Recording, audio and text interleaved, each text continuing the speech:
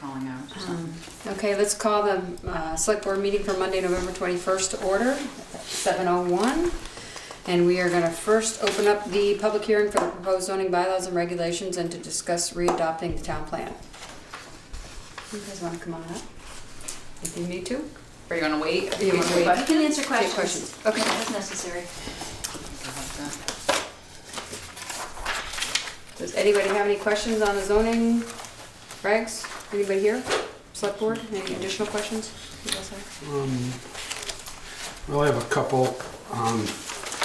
Still the storage or I can't find it right off the minute here. I think it's 61. I apologize. Which one is it, Joel? Storage of vehicles. Oh, yeah. It's somewhere here. Do you know what section it is, Eric? Seven.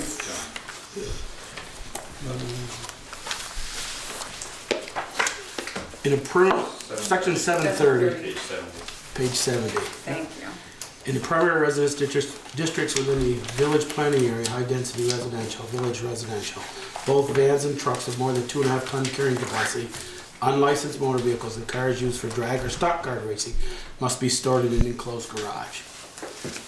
Right, and that was an issue you had before. Did you have some language you wanted to change, or? Well, what's the difference, what is the consideration, what's the definition of storage?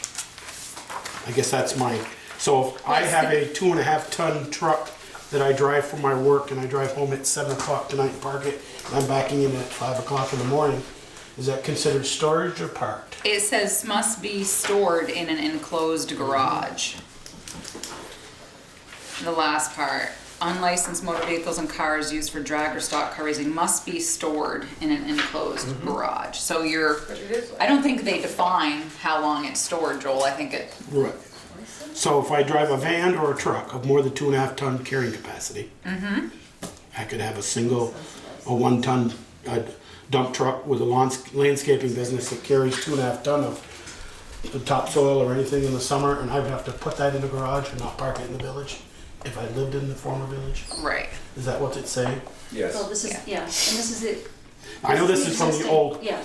This and is I from had, the existing as you know, I had an issue with this 10 Yeah. years ago. Yeah. And I still have an issue with So anybody with a 2.5 ton truck capacity. Carrying capacity. has to have it parked in a garage if they Yes. live in the village? That's what it says. Or the Yeah. zoning, yes. Can't you just, you could remove that. That could be, Yeah. you could make that, discuss the idea of, would you be happy, excuse me, Joel, of saying, of just removing the 2.5 ton carrying capacity, and that way unlicensed motor vehicles and cars used for drag or stock car racing must be stored in an enclosed The garage? stock cars and the drag racing cars, I don't have a problem with. We're Okay. unlicensed. We're not running a junkyard. I don't have a real problem with the unlicensed motor vehicles. Okay, so It's then, the ones with, and I actually took so a you could picture. create, so you I could, wanted to show you people. If you would just give me 2 seconds. I took Sure. this photo of a gentleman that, you don't want to see my dog. might. I took a picture of this truck right here. This gentleman works all over the southern county of Addison, Rutland. He works for Fire Protect. There's a 2.5 ton capacity. If can finish up in Rutland, he lives on Mountain Street. He can't park that in his yard at night to go back to work in the morning by these zoning laws. That is correct. Yeah. So, And I just think that's, and I'm not picking on this fella here. I know other people that have a truck, and Okay. I just think that's a little I stretching. guess when I first It's read this, I thought it unlicensed. was just talking about unlicensed. So I think it's not Just an clear. unregistered. Unregistered, unlicensed vehicle. I think, because I agree with you. I mean, I think it's unclear that it doesn't, it's saying anybody who has a 2.5 ton truck or van has to be parked in a garage. Yes. But I think it needs to be more clear. If you're going to say an unlicensed or unregistered, that's a different story. Unlicensed motor vehicles is completely separate. Right, Right. right. Right. They started out with both the vans and the trucks with more than Right. 2.5 ton carrying What about capacity. people that drive school buses and take the school bus home? right. Do they have to provide an enclosure for the school bus that they don't even own? And I don't see that there, though. I asked that a month ago to Sue and Katie when they were here about school buses. And now I don't see that in there, both vans and trucks. Do you? I think that would be classified as a van, I do too. and the carrying capacity is definitely in excess of 2.5 tons, so, yeah, a school bus parked in the driveway would be, How would you like the language to read, Joel? Would you like to just strike that part out? I'd like to at least, you know, if they can't have an unlicensed truck, no matter what, or any of that. And I just think it's, and I give, you know, I said that a month ago to you, Katie and Sue, that, you know, when I drove school bus for Betcha Transit for 30 years, my first stop was down in front of Craig Brown's. That'd be pretty foolish of me to drive all the way to Middlebury to get a school bus and drive back to pick up my first kid. Speaking of gasoline that I'm burning and carbon, and when I couldn't leave my bus in the yard to go every morning from my home. Because I happen to live in the village and not out of town. If I lived out of town, I could park it there. I Would don't you know what like the to- intention of the planning commission was in 2006 when they wrote this. We, This is actually an old village one, right, so. before then too. Would you like to We remove made one that? amendment Just to make scratching it, it. we made one amendment to have it, Scratch it from Limited. residential to unlicensed, that whole section of that sentence. No, from both vans, Both vans and vans trucks. and trucks of more than 2.5 ton Yep. carrying capacity. That's what he's Scratch that. That scratched Yep. the entire thing from residential to unlicensed. Yeah, so it would read, in the primarily residential district within the village planning area, HDR and VR, unlicensed motor vehicles and cars used for drag or start car racing must be stored in an enclosed garage. Does that get you where you would like to be, Joel? Do you say unlicensed, unregistered? I mean, are they two different things? You could change the I think it language is to unlicensed. unregistered. You I don't think it's meant license to be a vehicle. unregistered. Yeah, I think it's gotta be unregistered, not Yes. unlicensed. Okay, so, all right.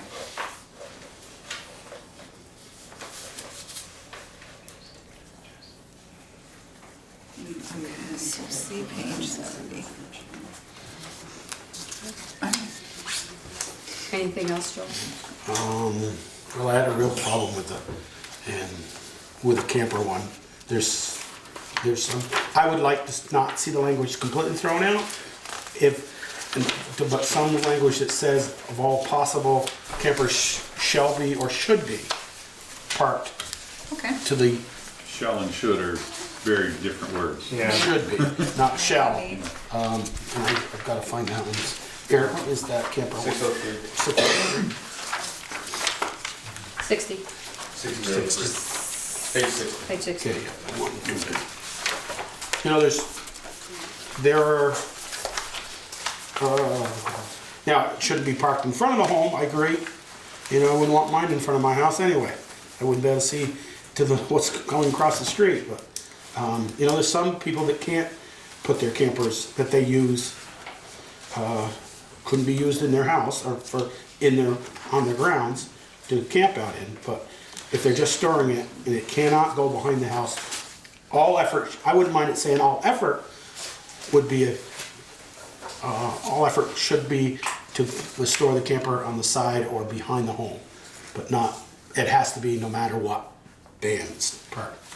And so that's, I don't know how to put that, but I think that's, should be some of must that. be whenever possible. That's a perfect, Ted. When all Okay. possible. So the owner of a camper may park it on his own property. In the rear or side yard, providing the, Camper is behind the front Front. faces, so you wanna remove that part where it says providing the camper is parked behind the front face of the principal building? yes. If all possible, or, Okay, wait, so it's not, all right, let me You know. see. Maybe someone has a suggestion. Campers. and I'm looking for, yeah. Not saying, no, it can't be 2 feet off the edge of the road in front of the house. No, I like that. I I mean, get it's- that. that it says that it, in any case, no closer than 6 feet to any lot line. That- I don't know, you got some places that are not Yeah, right. 6 feet. I mean, I'm just thinking of Brett and his camper. He parks his Yeah. camper next to his house and he's 6 feet, he's within 6 feet of his house Yeah. or from his lot line, so. Yeah, but you can't have spots on it. The owner of a camper may park it on his or own property, period. No These are closer also- than 6 feet to any lot line? Is that what you want? Probably more important than the distance back from the road, front. so you can see. What's your thought on that? Yeah. If we just say the owner of a camper may park it on his own property, period, Yeah, our property, and in any case, no closer than 6 feet, how do you feel about removing that? some people can't abide by that 6 foot limit. I don't have a problem with, you know, even keeping it in the front of the house. It couldn't be parked with it if it's off to the side. But Well, it's just, so this would say the owner of a camper may park it on their own property, and then just say, but no closer than 6 feet to any lot line, Whenever possible. whenever possible, okay? Yeah, all right. Is that, is that, I mean, I don't know if that leaves too much leeway for you yeah, guys. right, How do I you don't know. enforce I'm gonna that? ask that to Eric. ask Eric, is it Too too much much leeway? leeway? So you just think it should be period, 6 feet to any lot line? Period? Yeah, unless you set the parameters for what is allowable to, as a reason to not put it there. You know, for example, Brent's garage is only 4 feet from it, so Right. it's further Right. away than the fence, but. Right. If they're abiding by all the rest of the rules, then they can't abide by the 6 foot. You could not say possible. something like unless, unless not, I don't know, something possible due to the property lines, what's the language? There's gotta be. limitations. Or maybe talk about the front property line, because that's really the important one. I mean, yeah, there is a, Well, that seems, Joel seems to be talking about the front one. You have okay, if it's I'm o- past the front face of the house, if that's only. If where you it's, put it. you know, if this is the house and they can only put it over, my phone is the house. Here's the lot, the size of this paper. If it's over here, I don't have a problem with it. right. Or, well, mine is down here. So maybe you should say that it should be behind the house or in the rear setbacks or the side setbacks. Can't be in unless front you- of the home.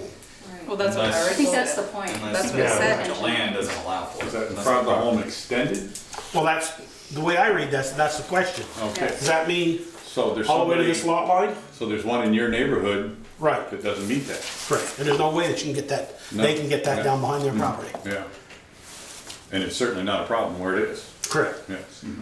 Right, because the house is far enough away from the road. If I'm Yes. thinking who you're Yes, talking way- about. yeah, it's Yeah. way past, way down the hill. Right. So the front yard piece, as Katie was mentioning, one of the issues can be safety factors. If it's parked, it can limit visibility Visibility. for. So if somehow you limited it to having to meet the front yard setbacks, that would force the vehicle back at least off in the village. I think it's, what is it, 10 feet from the, or 25 feet. So I think it would, that would give Eric a very hard number to work with instead of, it doesn't quite fit, so we can work with it, and that's not zoning. So it could still be in front of the house, but it has to be far. It has to be far enough Far off enough this back. up. I think that would be a compromise that might be palatable. So are you suggesting language be the owner of a camper may park it on his own property and in any place no closer than, Out of the right I'd of almost way? add- Zoning I'd almost- setback. I'd almost add an additional bullet point that the camper needs to meet the front yard setback. must adhere to front yard setback, okay. So you could say the owner of a camper may park it on his property within the front yards, or not within the front yard set, that's not the right word, within the front yard setback. What's the word you want to Park use? behind the front yard. Or setback. meeting the front yard. Meeting the It front. has to abide by the Meeting the setback. front I'd be, Could you also, because it sounds, Katie, like it's a very good issue, is it can't block the visibility at an intersection? Right. Some language around that, so. Okay. But it's Well, even if it getting meets out of the your driveway, setback. if you're coming back out of your Right. driveway and Right. there's something Yeah. Right. there, you There, just can't, well, I know that from Yeah. backing out No, onto North I Street. think that's you know. very good. All right, so, Is that too meeting, vague, Eric? Or- and the owner of a So if property, they abide by the front yard setback, they gotta be at least 25 feet from the road, From the center, right? Center. Yeah. center of the road. Yeah, So theoretically, And if- they could put a shed there, so. If you can put a building there, then you Yeah. can, Be able to put you there. should be able That's to that's park my- the camper. that's sort of where I Okay. was going with that. Yeah. okay. I like that. At least you can look underneath the camper.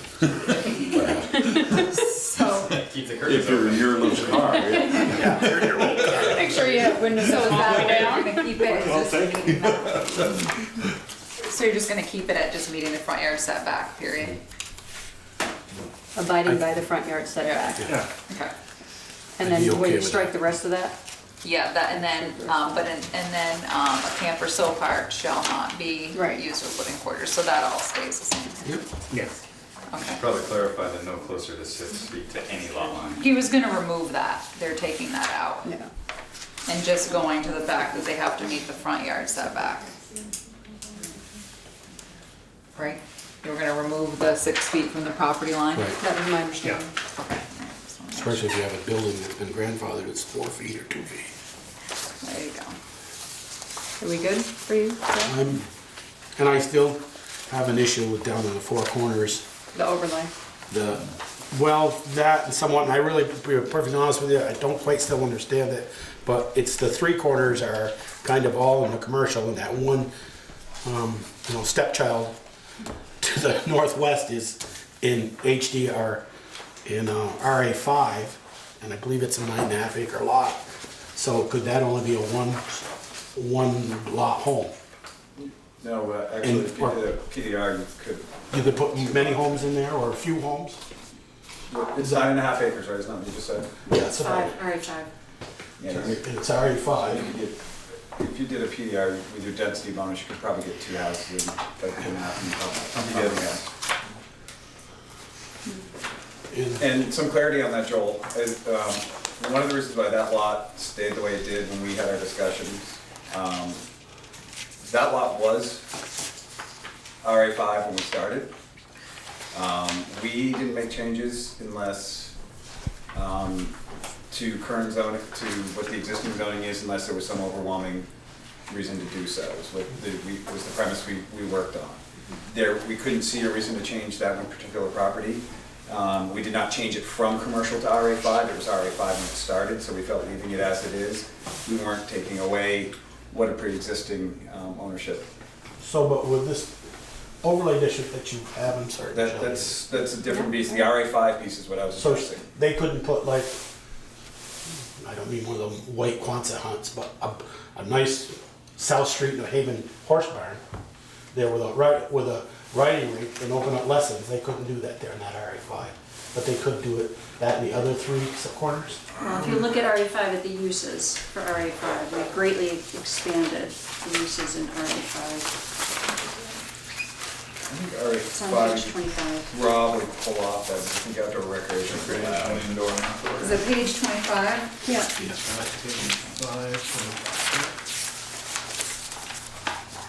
So one of the changes they made, Joel, was to put the conditional uses back in. So now all those uses are back in there. Whereas before, when the conditional uses were removed, you only had the house. So there could be a campground there, or recreation indoor or outdoor, lumberyard. Based on a conditional use for BPS. Yep. Okay. Okay. And does that all take in the other 3 ones that are all the same? So conditional has different uses. That's a different, I Yeah, it's a think, different- That's those not in the- properties in a right. different zone. So where would I find that one? It's on page 20. 20? 20, yeah.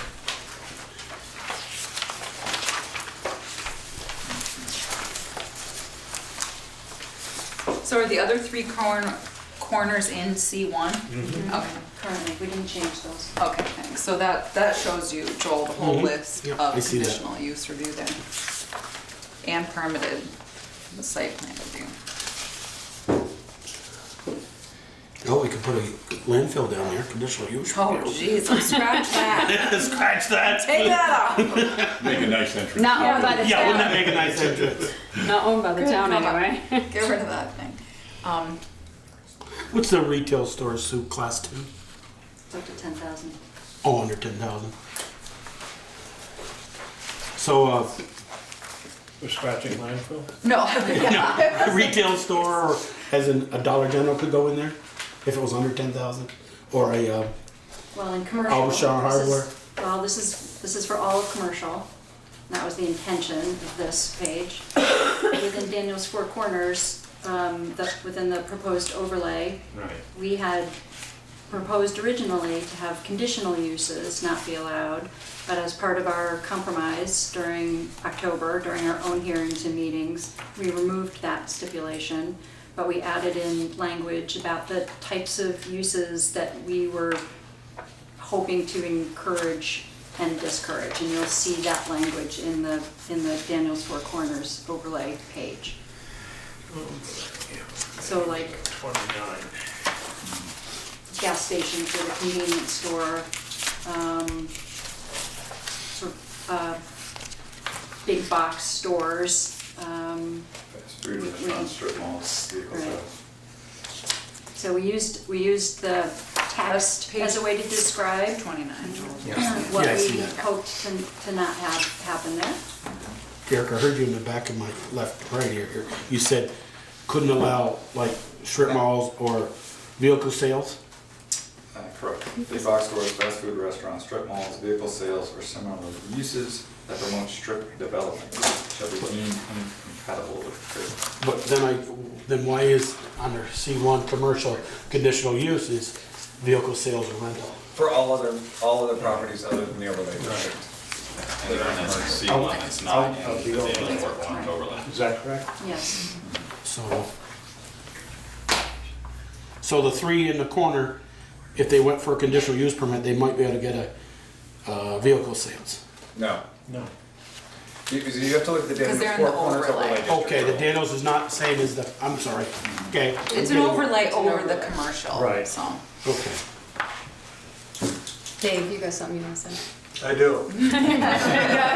Very quiet here. John had a really good observation at the last meeting, the last time we spoke. And is that in here anywhere? The new language that we talked Yes. about, yeah, that should be in there now. It's in, Yeah, okay. yes, Related to pre-existing uses, Ted? Yeah. yes. Yeah, Ted, is that the new draft? The amendment that you, Yeah. Because the one I got is the Yes. old one. I don't have the new one. I've got an I old mailed, copy here, so. I mailed, Yeah. I don't know, Brett made you, or not Brett, Eric made you copies and we mailed them. You So, want a copy? can I speak about the overlay? Is that your only copy? He's got one. Who needs one? Oh, we're working. No, I'm good. I want to make sure you see the latest version though, because we worked really hard on that. I'm gonna find copies some. I guess it wouldn't kill us to look at it. Yeah, just that page is, I don't know, we sent you, we mailed you the copies, so No, I didn't have a copy in my folder. I mailed it to you last David week. has the fee. All I got was the policies. Oh, I know I got that. posted police. That one came Firefighter separate, but policy. had we, I didn't get Policies, it yeah, Track like the a never got it. conversation with it. revised. I got her letter in the packet that you sent us, but I never got it revised. oh, we did something with them. Anyways. Dave, Okay, will Dave, you've got Well, I the was floor. waiting until you got back with the Oh, copies or whatever, but anyways, obviously I'd like to talk about the overlay some. Well, I could talk about it all day, but I'll try to keep it short and sweet. In 2003, we bought that land down there, and it already had some conditions and so on and so forth on it from the town, you know, no gas stations and a few other things, which was made obviously on one of the prior, when they updated the zoning laws and so on and so forth. So anyways, when we bought it, we knew what the rules and regs were on it, and we were okay with that, and we spent a couple years getting through the town and through Act 250 and through the Department of Labor and Industry and so on and so forth. And we put in a business there, obviously, and it's, you know, and we plan on being there for many, many more years. There's a couple of things. The first thing, I don't, you know, I can't speak for the other landowners that are on the other corners. Obviously, there's no businesses there yet. But I think on the corner that our business is on, I still don't think it's fair to change the rules and regs after we already put the business in, or put more rules or regulations on it. I'm not asking for anything. The only thing I'm asking for is that it just not be changed. I don't think it would be very hard to take out at least our corner. It's not spot zoning. I've already shown the town what I'm gonna do there. It just seems though that every time that the zoning laws get rewritten, there gets to be a few more conditions or a few more regulations. And for that reason, nothing against anybody on the planning commission or anything like that, and I know they've tried to do a good job and do good for the town. But at the same time, I need to protect our own interest. And I'm asking the selectmen to at least take our corner out of it when we're already, obviously, in the game, we've already developed a business there and so on and so forth. I don't think it's fair to change the game halfway through. And I'm asking that the selectmen take that corner out, at least that corner. I can't speak for the other landowners, but, you know, like I said, I could go on about this all day, but that's pretty much the gist of it. I have a question. I thought, and please, for the PC, correct me if I'm wrong, my understanding was that you had added more by right uses and more conditional uses. So does that give Dave more options than he had in 2003 or less? Both. Well, yes and Uh-oh, no. I need an explanation. Tell you the truth, it's both. Okay, You're absolutely correct. We definitely added more by right uses and conditional uses. We added more uses for that piece of property. By laying the overlay district onto it, though, it then instantly adds another layer of regulations that they would have to follow in order to develop. now are they regulations or guidelines? They're regulations. Okay, I wasn't sure, because I knew something had been changed. I It's wanna make like, sure I you know, I'd have to go through anything I do, a design review board and so on and so forth for anything I build or do down there. Obviously, I've already proved that I'm not gonna turn the corner into an eyesore. And, you know, there's things in there about sidewalks and this and that. And one of the things that concerns me is, you know, I wouldn't have a problem with someday putting in sidewalks, but I don't want to, the next time I build a building and there's not another sidewalk anywhere around, to have to all of a sudden say that, you know, that I have to put in sidewalks and so on and so forth. And I'm not saying that it's this planning commission that's gonna make me do that, but it might be 3 years from now, and there might be a whole different board for all I know, and they might say, well, this is in the rules, you gotta do it. And they said, you know, well, we'll use our own discretion and so on and so forth. But I don't know who's gonna be on this board, or if somebody's gonna have an axe to grind, or whatever. So obviously, I don't want that language in there. Okay. Thank you for the explanation. I was trying to make sure. All right, so you have the, I don't know. So this is the 2 pages of the design review, the new language. Yep. And What page is it? 29 and 30. And the language that Ted was referring I to, think we all have. I mean, the new one was maybe. I don't have the new one. I don't know. Everybody got a copy of the new one, and so. here's the The new first language that draft. Ted was referring to. I don't know. Maybe it was just in here that we talked about, Oh, okay. but that should be in there. Those are 29s. 29 and 30 together. Did Did you get a 29? No.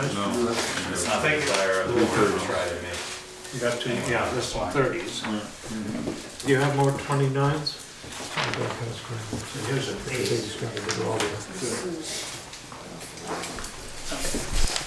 So do you want John to just kind of, can you synopsize the language that you had, that Ted was talking about? He said Right, you had I great. didn't hear what was said, was out of the room, but to go back to that point. We, in the context of our last 2 hearings, tried to come up with 2 compromises from our perspective. Yeah, And one of them was to put conditional uses back in, but with the context of the 4 corners being something that would be taken into account. And the other one was, we had concerns not only by the Livingstons, but also by 2 other owners of well-established businesses in town, the Almost Home Building and, what was the third one? Lathrop's. Lathrop's.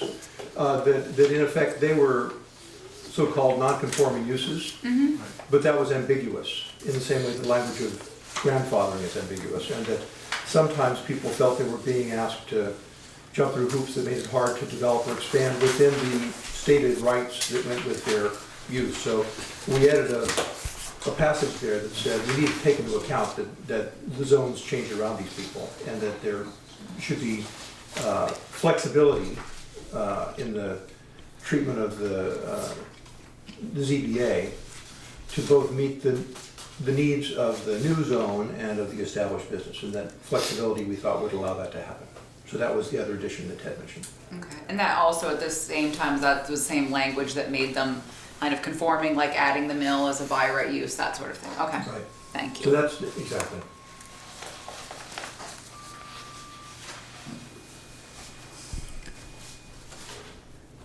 Anybody have any comments? Yeah.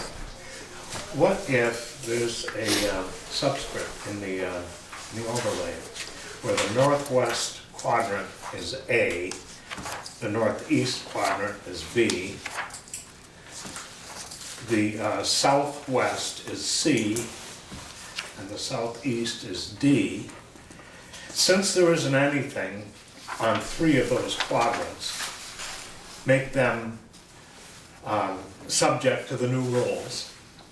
And since there is already a functioning business in the southwest quadrant, to allow that, allow the owners to use that property as it was regulated when they bought it. Just for the sake of argument, Ted, 2 of those other, from what I just heard, people bought that property with maybe intentions of doing some developing there based they on the haven't. rules that when they purchased the land. At least one But of they haven't actually done anything with it yet. Correct, yeah. Yeah. One of the landowner was here who does own a piece of property down there at one of our hearings, and there's actually a home on that piece of property and a business in it currently. That's where Dave Hunt lives. down behind. Right, Bill Sayers' Right. property. Yes. Okay, you're Yeah, Bill, right. Vermont You're right. Western. And so there are 2 You're right. current properties with existing businesses in them. And that was part of where I got hung up, is that when we had 2 out of the 5 landowners taking issue, it's 40% of the landowners where the overlay, it didn't sit well with me anymore. The overlay didn't set. Yeah, don't blame me. So, I guess I have a question for the board, planning board. I'm looking at these 2 new pages, I guess I had them anyway, I read them.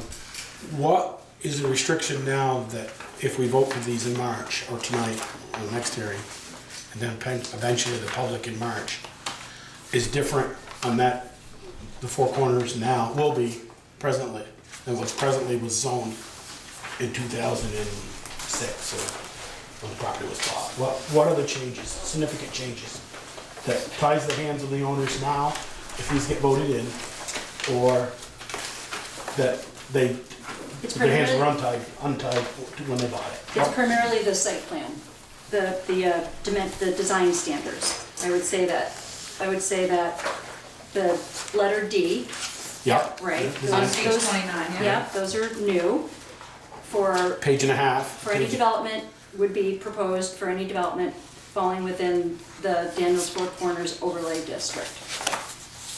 What's new about this overall definition is some of the language, well, the language that we added describing the kinds of uses that we'd hoped to not see there. So up in the A, objectives and guidelines, it's important to read that and consider our intentions related to that descriptive language. But really the greatest changes would be the items under D, the design standards. That's standard for an overlay district, So, not unlike the downtown design review.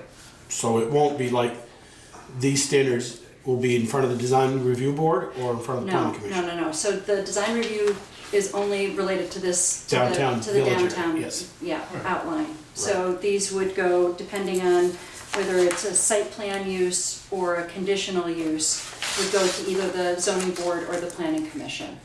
So you need to also look at, so from Dave Livingston's point of view, to the uses listed in commercial.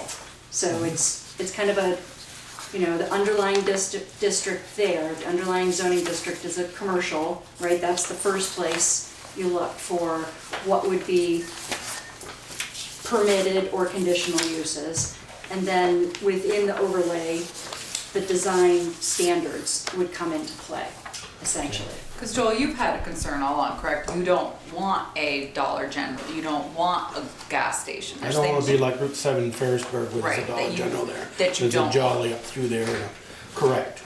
But if you left it just commercial, Sue, those things would be possible there. At that corner, yeah, at those corners. Well, obviously, I'm not gonna put in a Dollar General where I'm No, I don't. And when you start dealing with the design review board and stuff, things can get very expensive, very fast. And Vermont, as we all know, is already a very expensive place to do business. And when I expand the business, I'm not looking for ways to make it more expensive, that's for sure. And I guess my whole point is, I've already proved and showed you what I'm gonna put there, what I'm gonna do, and I don't think we need more conditions or rules on any expansion of the business. I mean, obviously, I'm not gonna put something there that's gonna look like crap.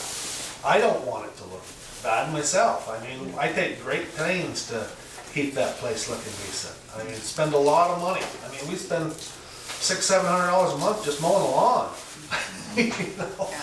I don't think it's necessary for sidewalks and be going back and forth for 6 months with a design review board and paying extra architects and so on and so forth to do a bunch of different designs until it meets everybody's perfect scenario.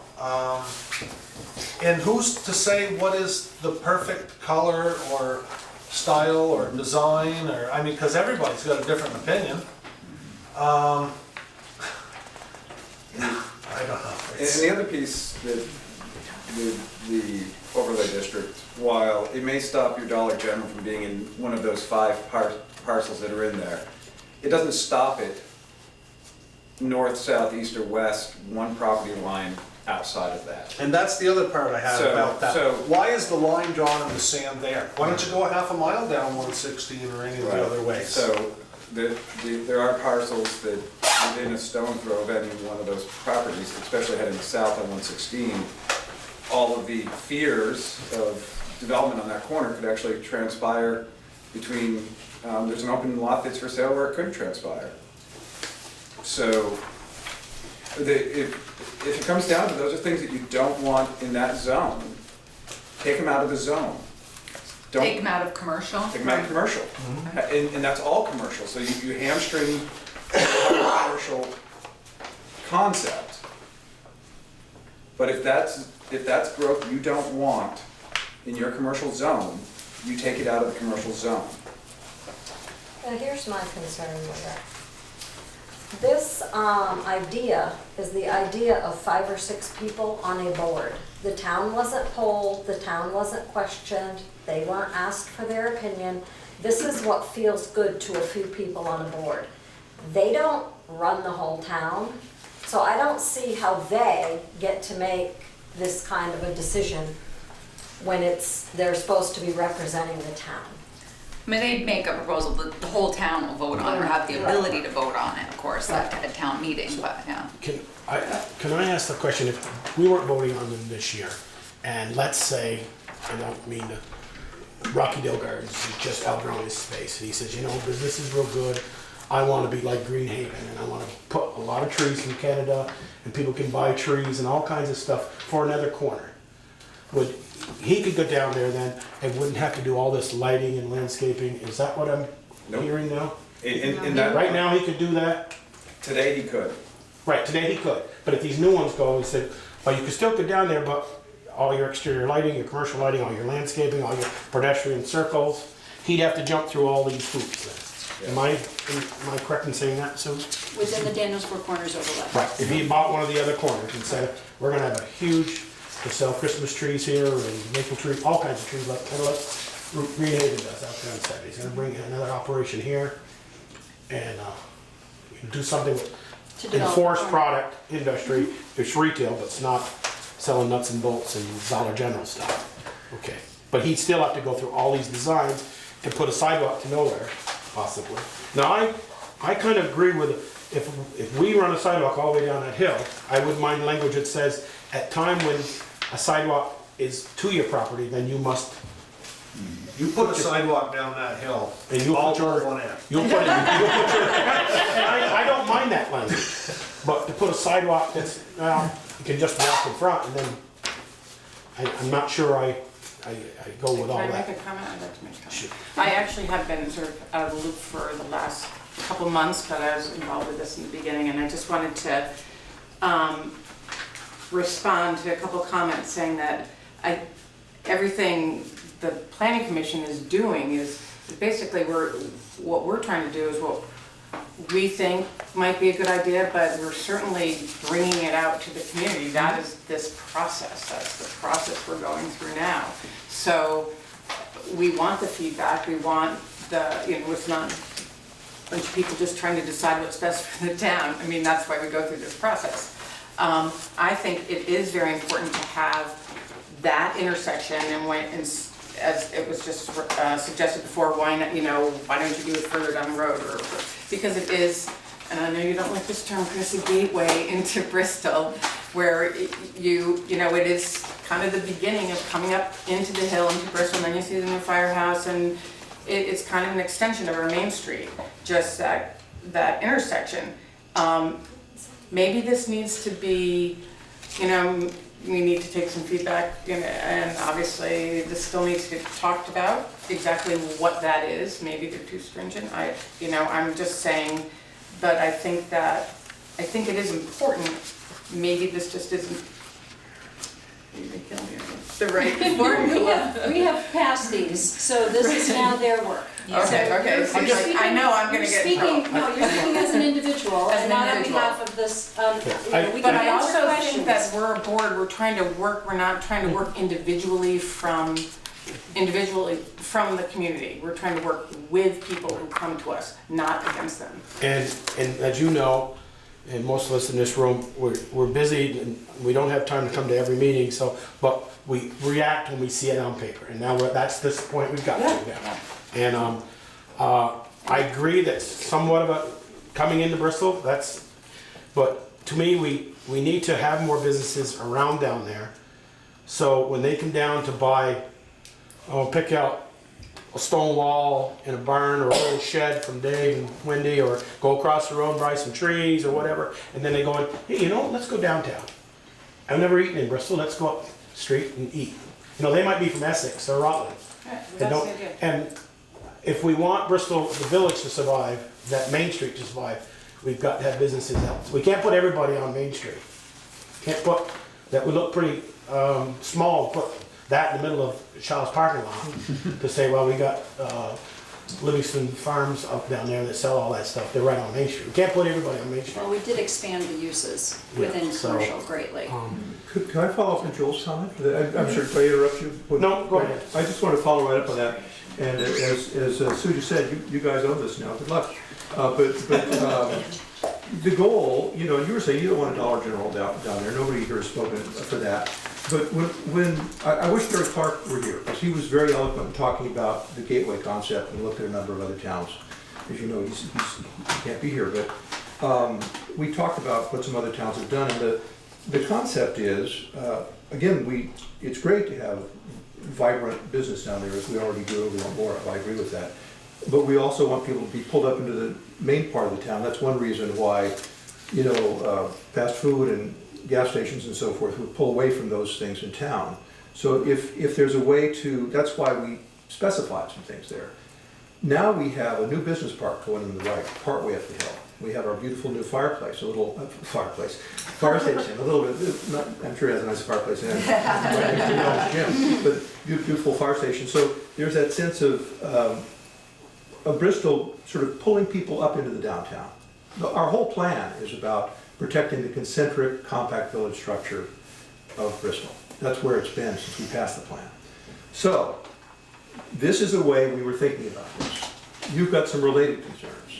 And we've been trying to hear the concerns brought by interested parties who don't agree with this. But those are the goals. The question is, if you agree with those goals, how do they get met? Well, the thing with goals is, a lot of people got a different way of getting to them. And not everybody agrees on how those goals are met. I mean, you look at like Middlebury or Regents, they both have very, very vibrant main streets. The businesses in both those places seem to do quite well. Both of those towns have a lot of businesses surrounding their village, and you can't railroad people to Main Street. The only way you're gonna get people on Main Street is you gotta get them to town to work. They're not gonna just drive to Bristol to come shop here. You gotta get them working here. Once you get them working here, you'll get some of them on Main Street, and you might keep Main Street alive. I couldn't agree with you more. That's why one of our absolutely primary goals was to help with the development of a business park. We put a lot we of need time- more than that. I We know, need I more know. than that. That's just part of it. And why we also increased the commercial zone. So there's not a total. No, I'm not trying to insinuate that. I'm just saying that we need, back many years ago, there was a lot more businesses in Bristol, and a lot of them employed a lot of people, and Main Street did quite well back then. I don't know how long you've been here or whatever. Well, I've been here 50-something years, and I remember when the town of Bristol was a happening place. And I tell you, you walk down Main Street and there was people on the sidewalks, and you were looking for a place to park and so on and so forth, and the stores did quite well. And the whole reason is because there was a lot of business in and around town. Couldn't agree with you more.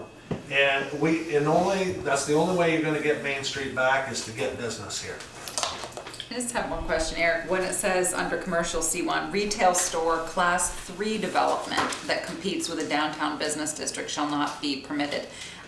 What's the definition? What's retail store class 3? Size.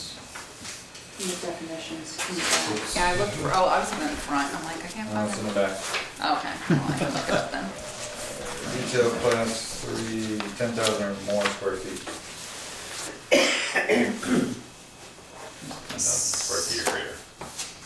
So in a way, you're blocking, no, I guess not, never mind, all right, forget it, I'll write it down, thank you. So I've heard all the concerns. We're gonna discuss some of this again at number 6, and if we don't have time tonight, we'll discuss it at our next select board meeting. So, we're gonna have to move on because we got Brett coming in too. Yeah, so if there was any more. Any other concerns that we haven't already discussed or commented on? When it comes to gas stations and dollar stores, who remembers how close we came to having a car wash down there? Anybody? I was on the zoning board of appeals when it was almost permitted and then folded. It may have gone through, and that was down there. Just south of Hmm? Just south of there. Just south, Right. which is curious. The gateway concept is, as many of the board members know, I take issue with the concept that we have to create a gateway there. To me, a gateway to any good community is a vibrant business environment. Right now, 116 to Berkeley Road to Moncton Road is nothing but a thoroughfare. Nobody looks right. I noticed that 5 years ago, I was sitting at the tower deer hunting one morning, and as the sun came up, the cars came through from about 6 a.m. to about 8 p.m. It's nonstop traffic. Nobody's turning right to go into our town anymore. You develop that into a destination location, and as Joel said earlier, if you go to whether it's a retail or some sort of a draw outlet. I mean, as much as everyone hates used cars or car dealerships or equipment dealerships, You show up to look at the latest and greatest tractors, well, eventually you get hungry. You come into town, you get a bite to eat. Business draws business. It's that, and defining what you want down there is fine, but vibrancy is what stops people at that intersection and makes them turn their head for a moment and think what's up the hill. The other big piece is actually developing the rest of that strip. When you get to that intersection, as you're heading north and you look right, you see a cemetery and a road. You can't see anything else. Corn. Yeah, but so my point is there's nothing that draws somebody there. So that's where, as board members, your commitment should be developing that strip down to that four corners. If that was developed, then the standards that we're talking about and asking any current development or future development to add to that infrastructure, I would absolutely think that'd be a great idea. But at this point in time, to develop something to nothing is silliness. So as a board, stepping forward and putting your foot forward and figuring out how to put lighting, put sidewalks, make it look like there is something that goes up that hill. Can I just build right on that? I mean, because is this when we're speaking as individuals? You know, we've had our vote on this, and we've forwarded it as you have it from the Plan Commission. And there'll be lots more hearings here too. But my ears pricked up when Joel said, you know, we just need to build a sidewalk down there first, and Dave said, and then we'll put in our sidewalk. You know? So I'm thinking, you know, actually, again, this is just me speaking as an individual now. My vote's on record, Chris is on record, I totally support it. I'm sure he respects mine. And I think actually, as you all try to figure out what you're going to do with all of the opinions and input you've received, a really interesting approach would be just to think about, again, this is just me responding to this, to think about the sequencing, which is we are committed to having an attractive gateway to pull people up into Bristol. This is related to the new business park we hope is going in. All the signs are good, the new power station's over. It's related to the need for new signage. Here's where Gary Clark has done more thinking about than any other commission. But if there is a commitment there, and if the town is going to move ahead with plans to make this more than I wonder what's on the other side of that cornfield when people drive through, just picking up on Chris's point, that might put this whole overlay district in a different context. If there could be a commitment in principle to developing an attractive gateway from a vital business hub that is not in direct competition insofar as that can be managed. At that point, as a supporter of the Daniels Four Corner overlay as it presently exists, I would think that might give us something extra of advantage and might at least partially allay the concerns of especially Livingston's, the developed business there. And then going back to the business of, you know, was it Ted mentioned, thinking about other towns, there are plenty of towns in Vermont where you can see where the outside intersections were developed without controls. And the champion, I know it's a much bigger town, is Rutland. They've been trying for decades to regain their vital downtown after giving it away to the Strip.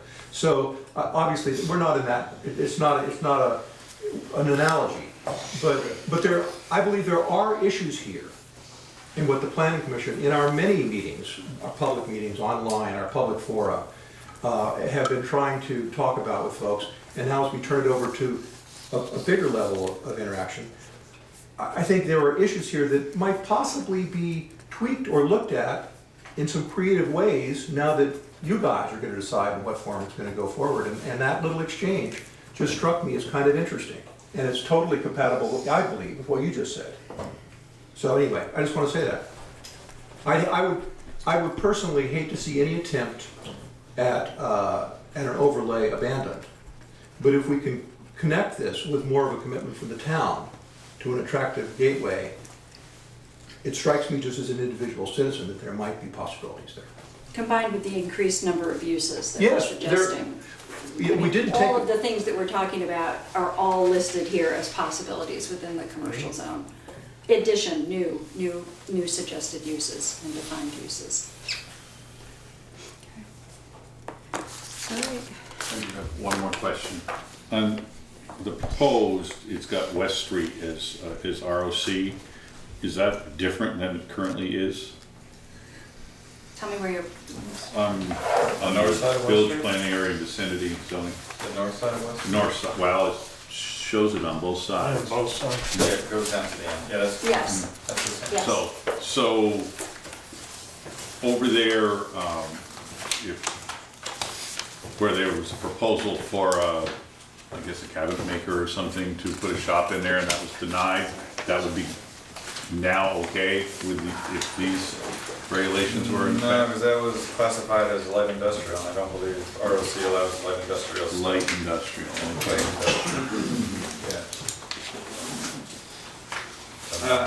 Light industrial one would be allowed conditionally, In ROC?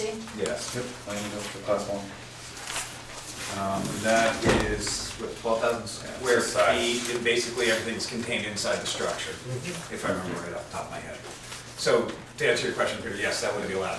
The biggest change in the ROC that you, down that strip was we took the one little nubbin of the rec field property. Yes. It was in ROC, we pulled that back into recreation, I can so see that that's that. protected back in recreation. That's one of the But we biggest. added uses there too. Oh, yeah, we added a lot of uses through ROC as well, So, as back far as to, the map goes. okay, sorry.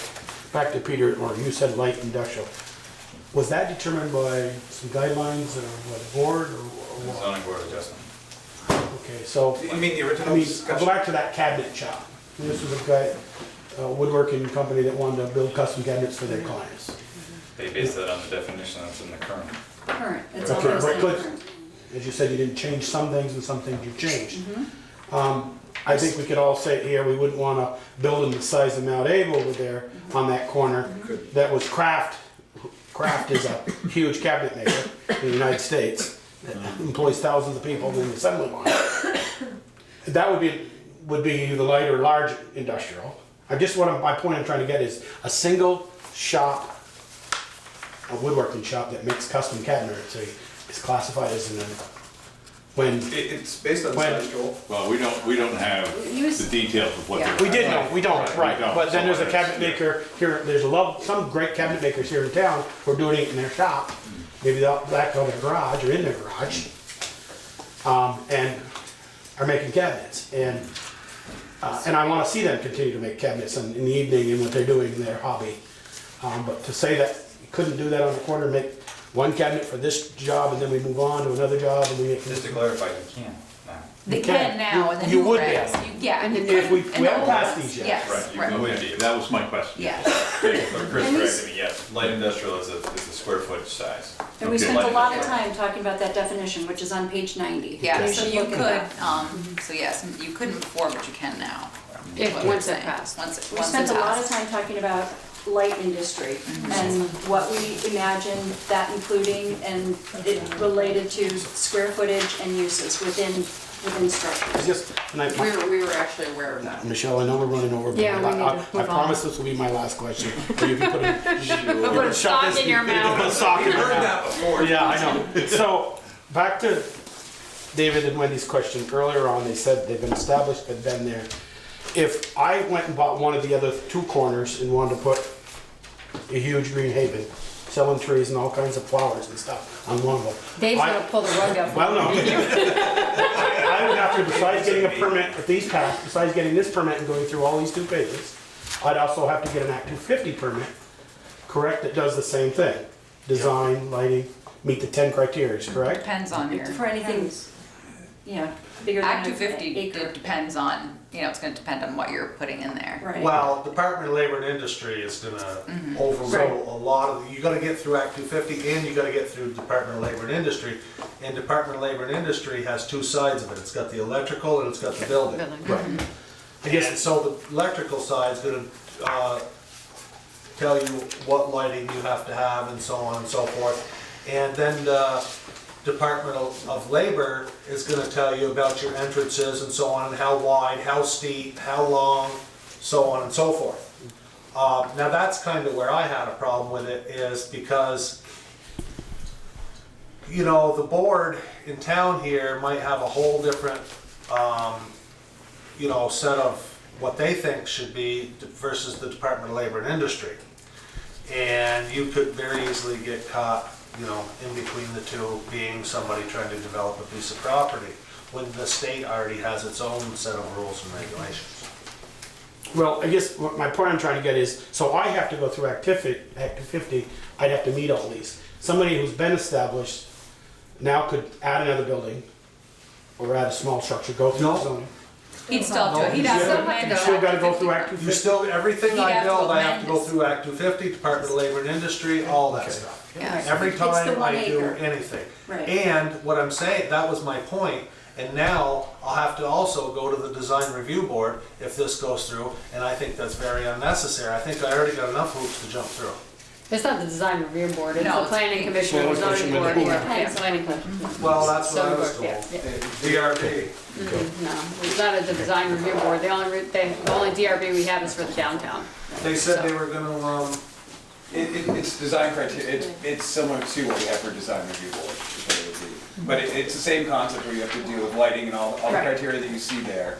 It would be determined by either the zoning board or by the, which is gonna act as the design review board, Yes. right? Yes. Okay, so to me, that's a design review board. I'm just clarifying the actual terms for you. It's not the 5 people on it, but We it's. just don't want the public to think we're gonna have another design review board. Well, anyway, you can say it however you want. Right. but- Okay, we need to move on. Okay. We close the hearing then? We're gonna close the hearing now, and we'll discuss it later on in our hearing at 8:03. Sorry, Britt, Yeah, you have to talk about it. If there's any gotta questions. talk about the town plan. Sorry, If there's any forgot. questions. Thank you, So, Joan. I guess we have to talk about the town plan and the re-adoption. Yep, because that's part of So your public. hearing. discussions, Anybody? sorry, anybody have a discussion about that? Hang on, Brett. No, yeah, sorry, John, I forgot. It's a public hearing. So would it help if we did a little bit of clarification? Yeah. Brief. Okay, so the idea is, we talked about different scenarios to prevent the current town plan from expiring in November of 2017. And so what we have proposed is an amendment to the current town plan that would remove reference to the zoning district maps, because we are also proposing an update to the zoning regulations that include new maps. And so the idea would be for the single amendment to the town plan, to the existing town plan, would be to remove reference to the zoning district maps. So literally pulling out those two, there's a whole town map and then there's an inset map. And then there are several locations where those are referenced in the town plan. And I listed those spots out specifically in the letter that I wrote to convey the town plan. I think that's a great idea, and I think that, to expand on that, you had said that Adam Luigi, Addison County Regional Planning, had said that most people's town plan don't reference zoning maps, so it was a good move to. I think because the town plans in general are more visionary documents, and then zoning regulations and zoning maps have the ability to change more often, perhaps, Yep. than a town plan. Having the maps in two places that need to be voted on separately. For example, the Bristol Pond District is now in the zoning regulations, but was not in the town plan. Oh, that's right, and So it the does make maps it currently are a little out of whack. So taking them and only putting them as a record in one spot makes organizational sense. And doesn't change the town plan in any way. right, no, it makes sense. Was that what happened in 2004 when we had a town-wide vote to rezone the rec field? But They it think never, there was a mistake in the maps, it may, yeah, and it was never, but no, right, never. but now that it's was been just corrected. it, Right now, it will be corrected. Yes. Anybody have any other questions? Comments? Clear as mud. I mean, not to drag this on, but I was the one no vote on moving this forward to you all. I have a hard time in moving this forward. I don't believe that just removing the maps adequately fixes the issue with the town plan. The town plan in the last 5 years has become outdated. There's some easy low-hanging fruit that we could remove from it, clean it up. We could take a year to do it. I know it would mean another special election, It is what it is, it's a cost, but it's not a huge cost to do it right.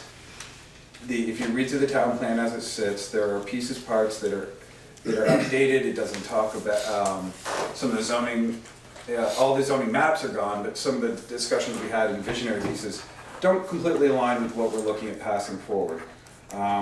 Things like there was discussion of, oh, we may get a new fire station. Guess what? We have one. So to me, pushing the town plan through without actually making adjustments to it is, for the sake of just doing it because it's a convenient time to vote on it, makes zero sense to me. And I'll leave it at that. Okay, thank you, Chris. Thank you, Chris. Is that it? That's all I got. Thank you. Okay, we'll close the public hearing. Then at 7:07. 807. 8:07.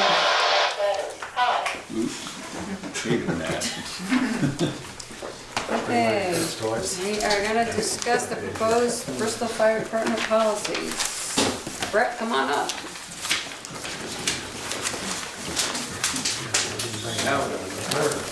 Okay, we're just stepping in. Yeah. Anybody need paper tape?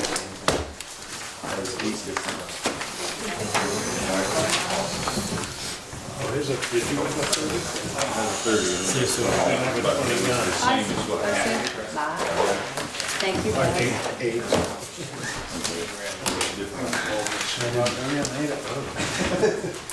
You have yours. I've eaten no yours for it. Thanks, guys. See y'all later. Thank you, guys. See you later. Thank you. You do. Thanks for coming. Okay.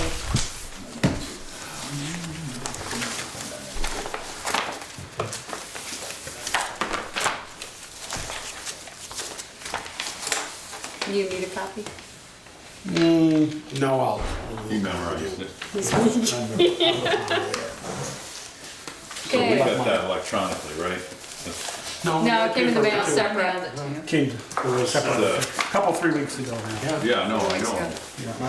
It's not in that, it's in your one. My wife email met me separately. at Rosie's tonight, so she brought all the stuff she thought. I said, I got it all fired up, and she didn't set that one in. 11-1. I can make copies if Pete, do you have yours? Apparently I didn't stick it. You know, here, Pete, you can use mine. I have a draft that I'd written on before, so you can take mine. I'll just write on. I have one somewhere there. Write again. Yeah, I'll just Get a different color. I know, that's all right, I'll make them. Okay, that's fine. You got it. 'Cause I edited it the first one. Okay, so I had gone through this and I emailed Brett with some questions and changes in my head, so.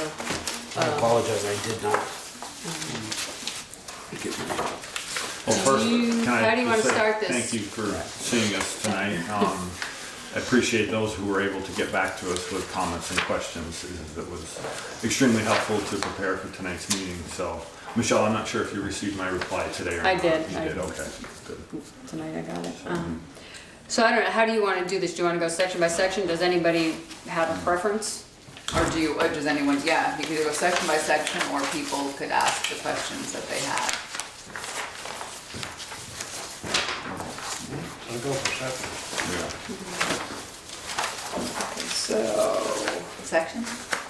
Okay. okay, so we'll start with 101. Anybody have any questions? 101? Okay, 102? 103? Yeah, I've sent this to Brett and we've actually discussed it. The last bullet, successful completion of the fire department's physical abilities test. I'm not sure what that totally consists of, but I know how hard it is to recruit members now, and to ask somebody to think that they're gonna have to do some kind of physical abilities test before they're even considered, I think is really going to limit. I'm in favor of later on saying, okay, you join, you find out what it's like, you know, you go through, you have your meetings and you talk to them, but you must be able to do this before you're going to be able to be certified to be an interior firefighter or something, or wear a CBA, something like that. But I'm just nervous about just putting it out there saying, you've got to do this before we, I don't know. I'm a victim of that. So what does the physical abilities test include? So currently, everyone who is a qualified or certified firefighter goes through annually a physical abilities course, which is something they wearing their full structural personal protective equipment and self-contained breathing apparatus. And this is to meet our OSHA compliance regulations. So anyone who goes into a fire service organization, this is just to, can you meet the baseline? You don't wear, a potential candidate would not wear a structural ensemble, they would not wear self-contained breathing apparatus, they would wear gym clothes. You ever heard of the candidate physical ability test? So that's what, if you want to join a career fire department, that's what you go through. So this would be our own condensed version. I mean, the bottom line is, you know, to be a firefighter, there's physical requirements that go along with that. And so this is just to kind of set a minimum baseline, you know. Perhaps someone thinks, just like we have the physical portion in here, perhaps someone looks to be physically fit, but perhaps there's some underlying health condition they're not aware of, which the physical will pick up on, and to protect the town and to protect that individual, which is why we put that in place. The physical abilities test is the same intention with it. You know, perhaps someone is just not cut out to do this line of work. Peter, do you think if it was spelled out more so the person understood more, or do you think it just should be moved to a? Well, that's spelled out in later. procedure. Yeah, I think it is spelled out, particularly when the officers have a meeting with the individual candidate, they make it very clear about what the expectations are. So it's not a deal breaker for me, I'm just throwing that concern out there. Let me ask this, just put it out as the whole departments, all of our departments in the town. We just hired a police officer last week for work part-time. Did we ask him to do a physical? No, because the chief has not yet established that for the police department. just wanna make sure It is we're on. something I would like to see them do, but This it's. is gonna be a model for that sort of thing, isn't it? Well, it could be, I suppose. We haven't discussed it in a while, but at one point I talked to the chief because he was saying about putting standards. And like some police departments, they have to pass the VSP physical, you know, or there's a phrase for it, but it's escaping me right now, where they have to pass it annually. But currently they do not. I know town- CDL holders such as road crew, they have a Correct. physical each year, but. Right, the CDL physical, Right. yes. Right. But I just wanted to make sure if we were doing it for the fire department, we don't require that from a police officer. No, but it would be nice to, I think that you should. It just hasn't gotten there yet, but I think it's certainly a goal that you could articulate if the board all decided to get the police chief to do that. And now under the new policy, the board has, am I correct in saying this? The board has the final say. We'll interview for the next firefighter. Come right here last, right? No, well, yes and no. What you had suggested was that I think they would interview, I would just be present for one of their interviews, and then they'd make a recommendation to the select board. I think you would basically get the fire chief's recommendation, and then you would. Okay. All right, okay. Okay, anything else on 103? 104?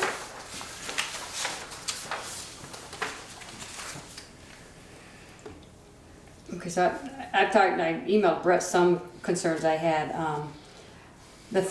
And this isn't something I emailed you, Brett, so I'm sorry because I reread this. The 15% of emergency incidents annually, they respond to the minimum of 15%.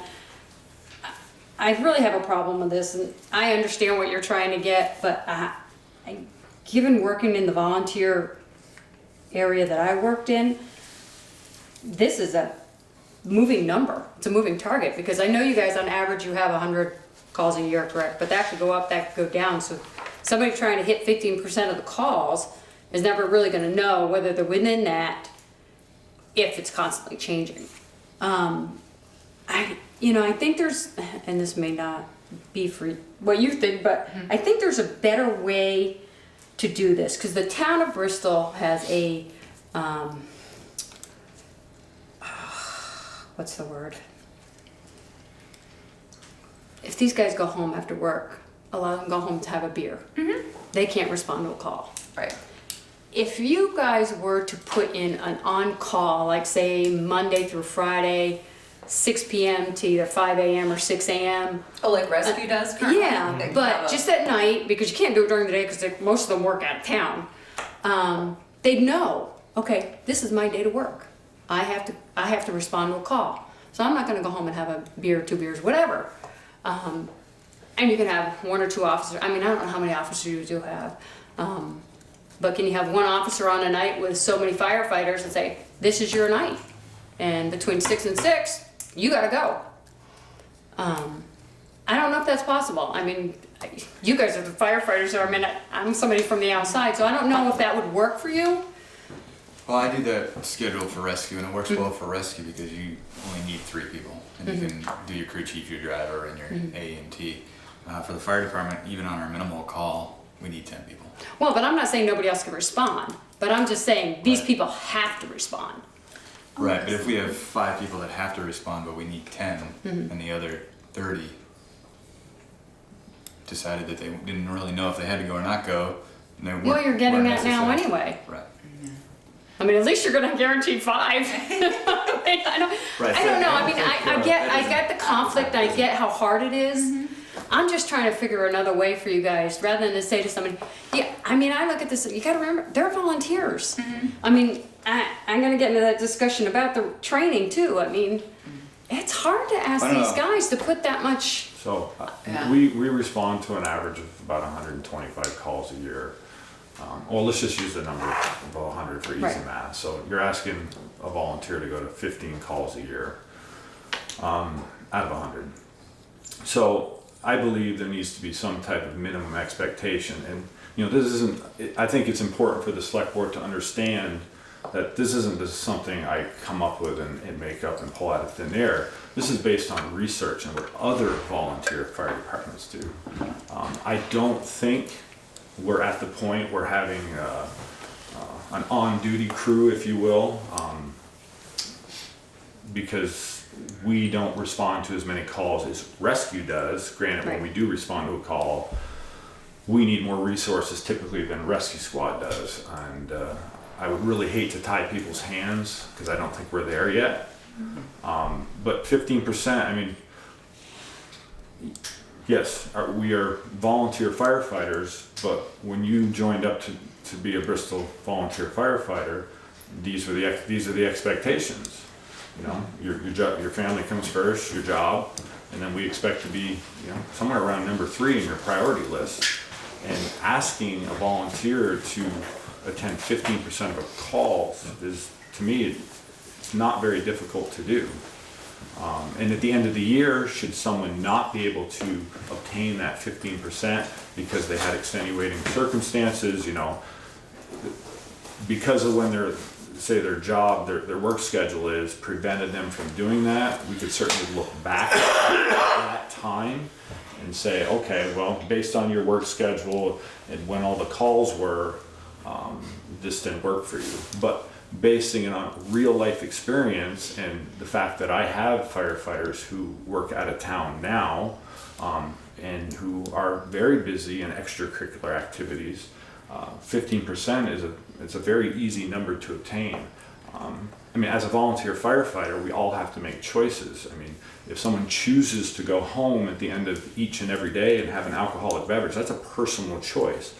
But when you're wearing a pager on your belt, you raised your hand to say, you know, for the most part, I'm available sometimes to respond to someone's emergency. I don't think about alcohol when I think about these things. I'm thinking about serving the community of Bristol and what we all signed up for, training and going to emergencies. I like the idea that you explained how the 15%, the fact that you're gonna look back and say, okay, well, a percentage of these calls happened when you weren't even available because you work, you know, your work schedule prohibits that. So I like the fact that you're gonna go back and look at all Because that and perhaps, have that I mean, discussion. I hate to say it, but you know, at the end of the day, you know, after a year goes by, 2 years goes by, I mean, if people are unable to achieve based on a lifestyle this minimum requirement, then, you know, perhaps this isn't a business they should be in because they're not able to give a very minimum level of commitment to it. I mean, when we sign up for something, whether it's a team sport or, you know, scouts or, you know, the PTA, whatever the select board, you know, we know the schedule is in advance. Obviously, emergencies happen when emergencies happen. But I believe strongly there needs to be a minimum expectation, and 15% is really minimal in the big picture. And, you know, not only is training important to Join cups. to develop skills and continuity and teamwork amongst one another, but you carry those skills and that continuity and that teamwork onto the fire ground, and that's where people learn to work together, learn to trust one another, and when you're essentially at times putting your life in someone's hand, those are important skills to have. And so I feel strongly that 15% is something that the select board should consider as a minimum requirement for any Bristol firefighter to maintain. What about having some means for review if the individual is unable to achieve 15%? I'm thinking of, because being a fireman in the town of Bristol doesn't pay very well, some of these guys may have two jobs. Absolutely. Or some of these firefighters may have two jobs. Single parents. Which gets right in the way of the 15%. And so consequently, if they're unable to do it, I don't think they should be blackballed. That there should be some verbiage in here. So I believe that's written in there, so that's that. Yeah. Where? That would be those extenuating circumstances that would be addressed on a case-by-case basis at the end Where of is the that in year. here? Because one thing we have to be very careful about is not setting any precedents there. and creating any special. No. Oh, right, not wrong. Yeah, rules. kind of a case by case. Yeah, we don't want to Sorry. create any special rules for any one person. Chris? The only concern with doing a mandatory minimum percentage is long-term you can actually create complacency amongst your volunteers. We see it with in training. Some people bust their butts the first 3 months out of the year, get their, they'll get 20, let's say they get their 20 calls in, they're off for the rest of the year. They don't have to do anything, they don't feel compelled. I know that's not the mentality of most people, but when all of a sudden you start making it a mandatory, you have to catch 15%, as soon as you hit that magic number, would people start to become complacent and, I don't really need to go. I've already met my minimum. And that's one of my biggest fears, not immediately, but in the long term, and then at the other end, in December, you're getting 30 guys on every call because there's people going, oh crap, I'm 3 calls short. So people think so that's one of my biggest, that's really my only concern with the percentage piece is that you create an unintentional complacency. So they would just have to monitor that to see what it looks like over time. If that 15% went through, is to look and see, and then monitor that, and then make a change in the Yeah, I don't policy if you envision need to. that being an issue. I mean, most of our guys are either way low or way high. I mean, it's not, somebody that's not gonna hit 50% and then decide to take a vacation. But since you guys monitor that anyways, and the firefighters have that data available to them, it's something that you could look at, and if that ended up coming to fruition, you could just change the policy. I guess I'd have 2 comments. Makes One, sense. I would look at it this way. So you all volunteer here, you get a little bit, but what if somebody started showing up only 15% of the time? Would they be holding their weight? You know? And you also have to look at economics. I'm in charge of gear. Every one of these 35 firefighters has to have $2,500 worth of gear, whether they're coming to 6 calls or whether they're coming to 106 calls. So from a budgetary point of view, it makes sense to have some minimum criteria that the payback, yes, it's great that these people are volunteering, it's awesome, but if you're only coming to 6 out of 106 calls, we may not be getting the payback that we should be getting.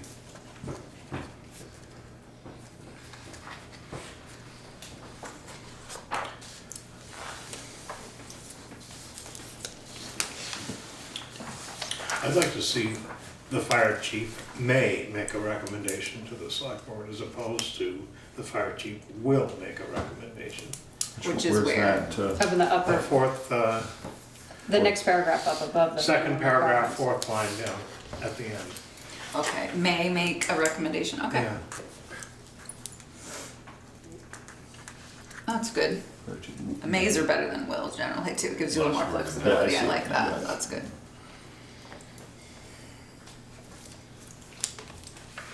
You know, I've been giving this one a lot of thought, an awful lot of thought, on the 15%. You know, you've all gotten that list. I know Teresa's gotten that list that showed us all what we made.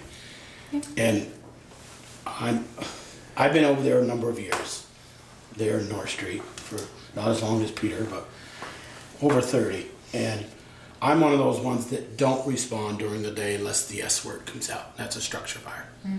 Well, because They you're don't pay at me. work. I get paid over 2.5 times more than what they pay me. Right, exactly. So the bank paid a field city manager not to go chase down a car accident, this and that. So, but they said, you structure fire, take right off and go. Yeah. But that's And I'm- why he well, said well, over here. but- Yeah. So I don't make many daytime working fires, but I try to make as many as I can in the evening, or, you know, see you there, I'm gone for supper. And I'm in about the 42% range. So you know, I've been batting it 6 months ago, would have said absolutely not. And I'm not totally in favor of it. What I'd like to see is, if you take that person that says, you know, if you give it once a month, the chief throws that out. And then that one that's on that borderline, that bubble, can say, these 4 calls, I was at, you know, Global Foundries working. Okay, then you take those out versus the time you did make it, then you're in the 20% range. Then I don't have a problem going that way. Oh, so Put a you would little like onus to, on both of them. The one that the record goes out, and it's probably not hard for the chief or the assistant chief to put that out. Said, so you're saying instead of annually, you want them, or at least you every can't other. be 15% a month. No, but where you fall in. You mean send out that sheet that they send out Right. Yeah. monthly? And maybe not monthly. That's a little. That's being done now. Yeah, but then they can look and say, you know, but look, we can go back and say those calls, you know, we get the call report. It just says we had a call on the 18th of, you know, of November, you know, medical, or this or that. And this one could say at the time, and they could say, come back and say, I was working then. And then that doesn't go against them. But can't Because they Brett said it already do early, that? families first, job second, we're third. So if the job there, I'm on the job, I can't leave. But isn't that already being done? I mean, that information, is that information available to the firefighters at all times? The call log, or how many they? It is available. You know, so when you read it, you could go and speak to the chief at that time. Correct. Okay, all right, cool. So I'm just I wanted to saying, make sure. and then I know he could follow up and show that and give that percentage on the board or wherever. We all see it. And then it would be behoove that firefighter to go up and say, Chief, I'm at 14 or 13%, whatever, 2%. But I've been gone, here are the circumstances, I've been gone. So they could do that, because You that's. could do that, instead of doing it annually, and as Chris was saying, in November time, going, boy, I hope we have 10 calls, gotta make all of them. Well, I mean, if the information is available, it's up to the firefighter. It's up to the firefighter once you to make go the to mail. chief I and agree with then- that. Now, he's not gonna have to babysit him and chase him down and say, hey, you gotta have next call, you're gonna be. No, we've given you the information, act like an adult, and take it and say, I gotta go and not prove my case, but say, I was gone working those 5 calls. All right, and it says, if the employee documents an extenuating circumstance that prevented the employee from meeting minimum requirements, you know, so they can have a written request for, so. I'm just saying, maybe more than just once annually report. They could go it every 3 times a year. Biannually? I mean, I I think what's, if there was a red flag, you know, halfway through the year, you know, somebody's really struggling, Correct. you know, we reach out to people regularly, like right now, you know, every year we go through this at the end of the year, you know, people haven't met certain requirements to keep their certifications, and I can't in good faith submit, as an example, their firefighter 1 certification to the Vermont Fire Academy to get renewed if they don't meet their requirements. You know, we offer everything internally, twice annually, there's other opportunities. And, you know, now we're sending out regular emails to people. I have, you know, officers who are raising their hand to say, you know, I'll do this a 3rd time on a Sunday to accommodate these. And at the same time, we as adults, I need to get something in return. See, we send out information, we're trying to be accommodating, and when nobody answers that, it's very discouraging. And that would all be taken into consideration at the end of the year when you're looking at these extenuating circumstances. We provided you opportunities. We tried, we reached out to you. We gave you these opportunities, but if you don't take the initiative to come back to us and say, hey, I just can't do it on this day, it's not gonna work for me, can you do something else for me? We work with people, but it has to be a two-way street of conversation. So are you saying, so Joel is suggesting biannually, is that Peter and Michelle, or is that something? I don't think it's necessary. I think the officers do a very good job now of reaching out to people. And just the way it's divided up, every officer has responsibilities for 10 firefighters, I believe. And so that individual certainly can go to their officer anytime they want and say, look, I'm a single parent and I'm working 2 jobs and I'm having a difficult time, and that needs to be taken into consideration, and it is, I know it is. So I don't think we need, in my opinion, to change any of the verbiage here.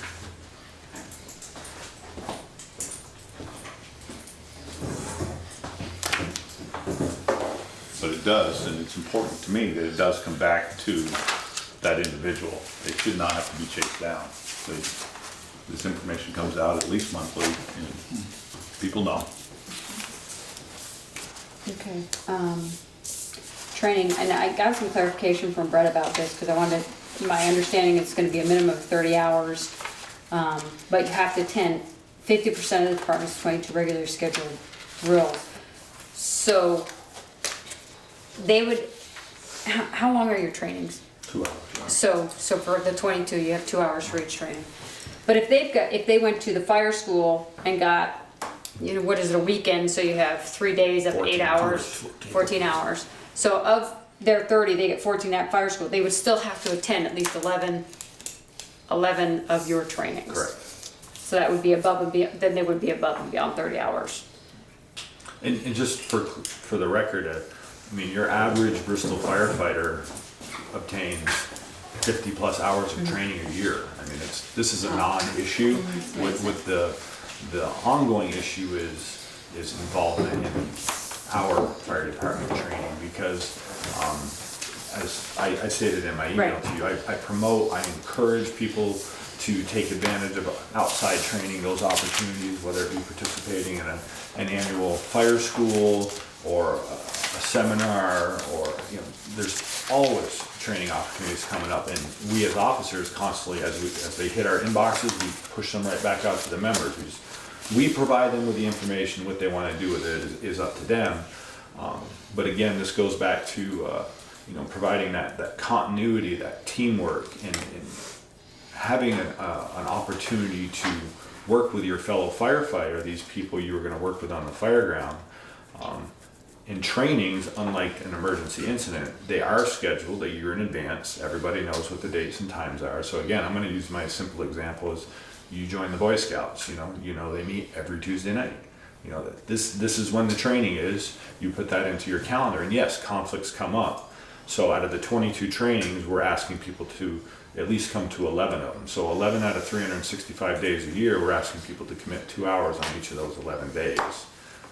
Which again, when you signed up for the fire department, there's a minimum expectation that you are going to be an active participant, because if I get 50 hours outside of the department and I'm not engaged with the Bristol Fire Department, not only am I not very familiar with the people I'm working with, but you don't understand our internal standard operating guidelines, our standard operating procedures.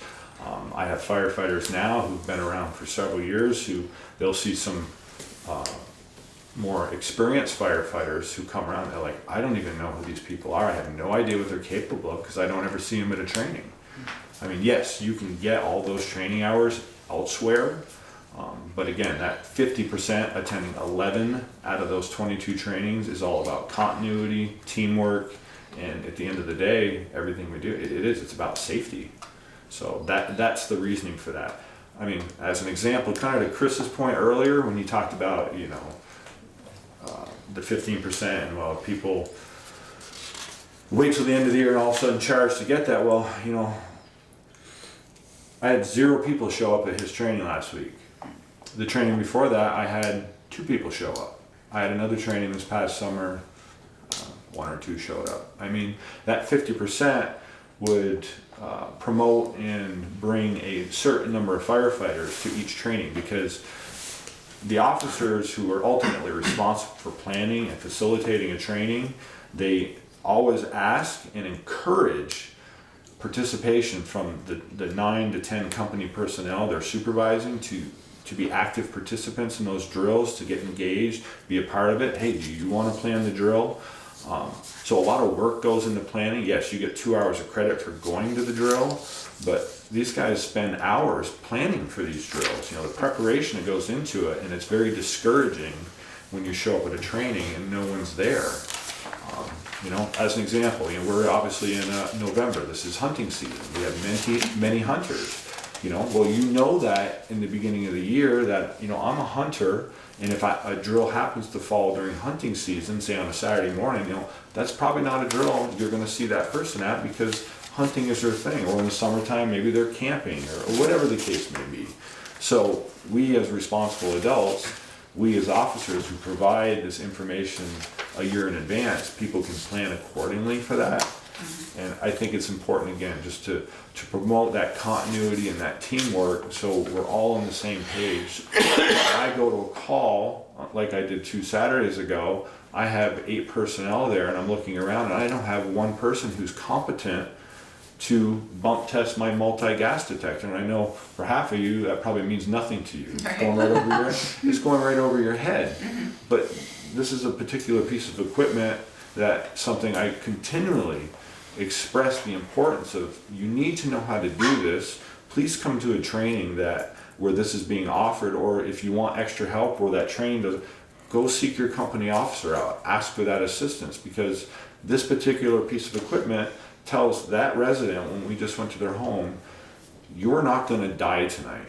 You're going to wake up tomorrow morning. So that is what I am telling them when I leave that scene. And if people don't have these fundamental skills they need to have as a firefighter, they're not benefiting the fire department, and they're certainly not benefiting the community in which we serve. And currently you're saying this isn't an issue because you're saying the average firefighter gets over 50 hours a year of training right now? So Well, They get it, they don't get they it. get it, but just not necessarily there. Okay, okay. This has been something when I was chair of the policy or bylaw committee 25 years ago, tried to get this. We had 2 who took rookie school, and back then it was 100 hours. And they took the 100 hours and never came to one drill the whole year for the department.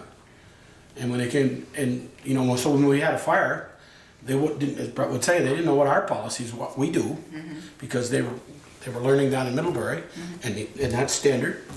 But we tried to pass it then. 50% of your baseline has to be with the department. So you're in favor of these? I'm in favor of that one. Yes, I am. So currently, I'm not. It has been changed a little bit. It used to be it was graduated. When you were 0, first day you were in to 5 years, it was 35 hours, and then it went 5 years in one day to 30, and then us senior ones could do 25. The minimum was 25, unless you went senior active. It was.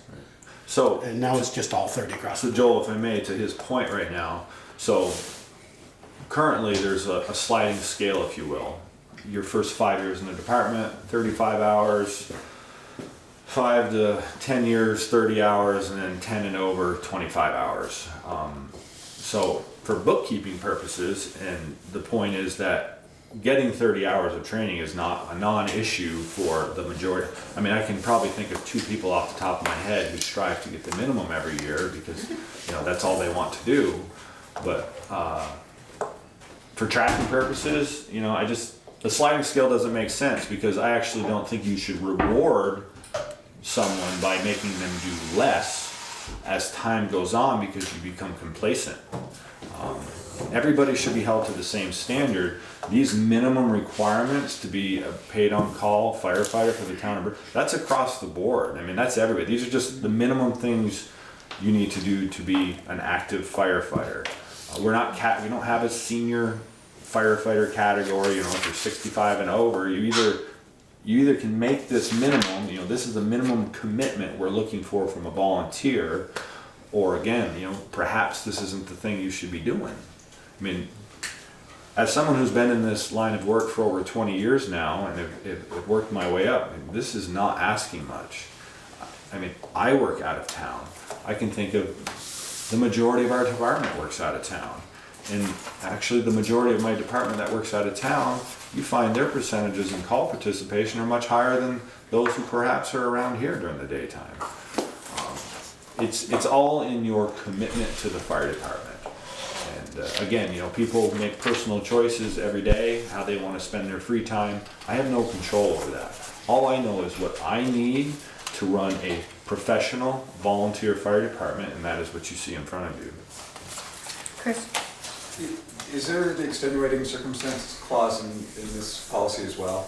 I think, Chris, it's a great question, and at the end of the year, those who know me, and the select board certainly knows me well enough, I'm a very fair individual, and I have an open ear and I listen to anyone. So to answer your question, yes, if there's extenuating circumstances in anybody's cases, but that requires that open communication between me as the chief and the individual firefighter or officer, And whatever it is, the case may be. yeah, and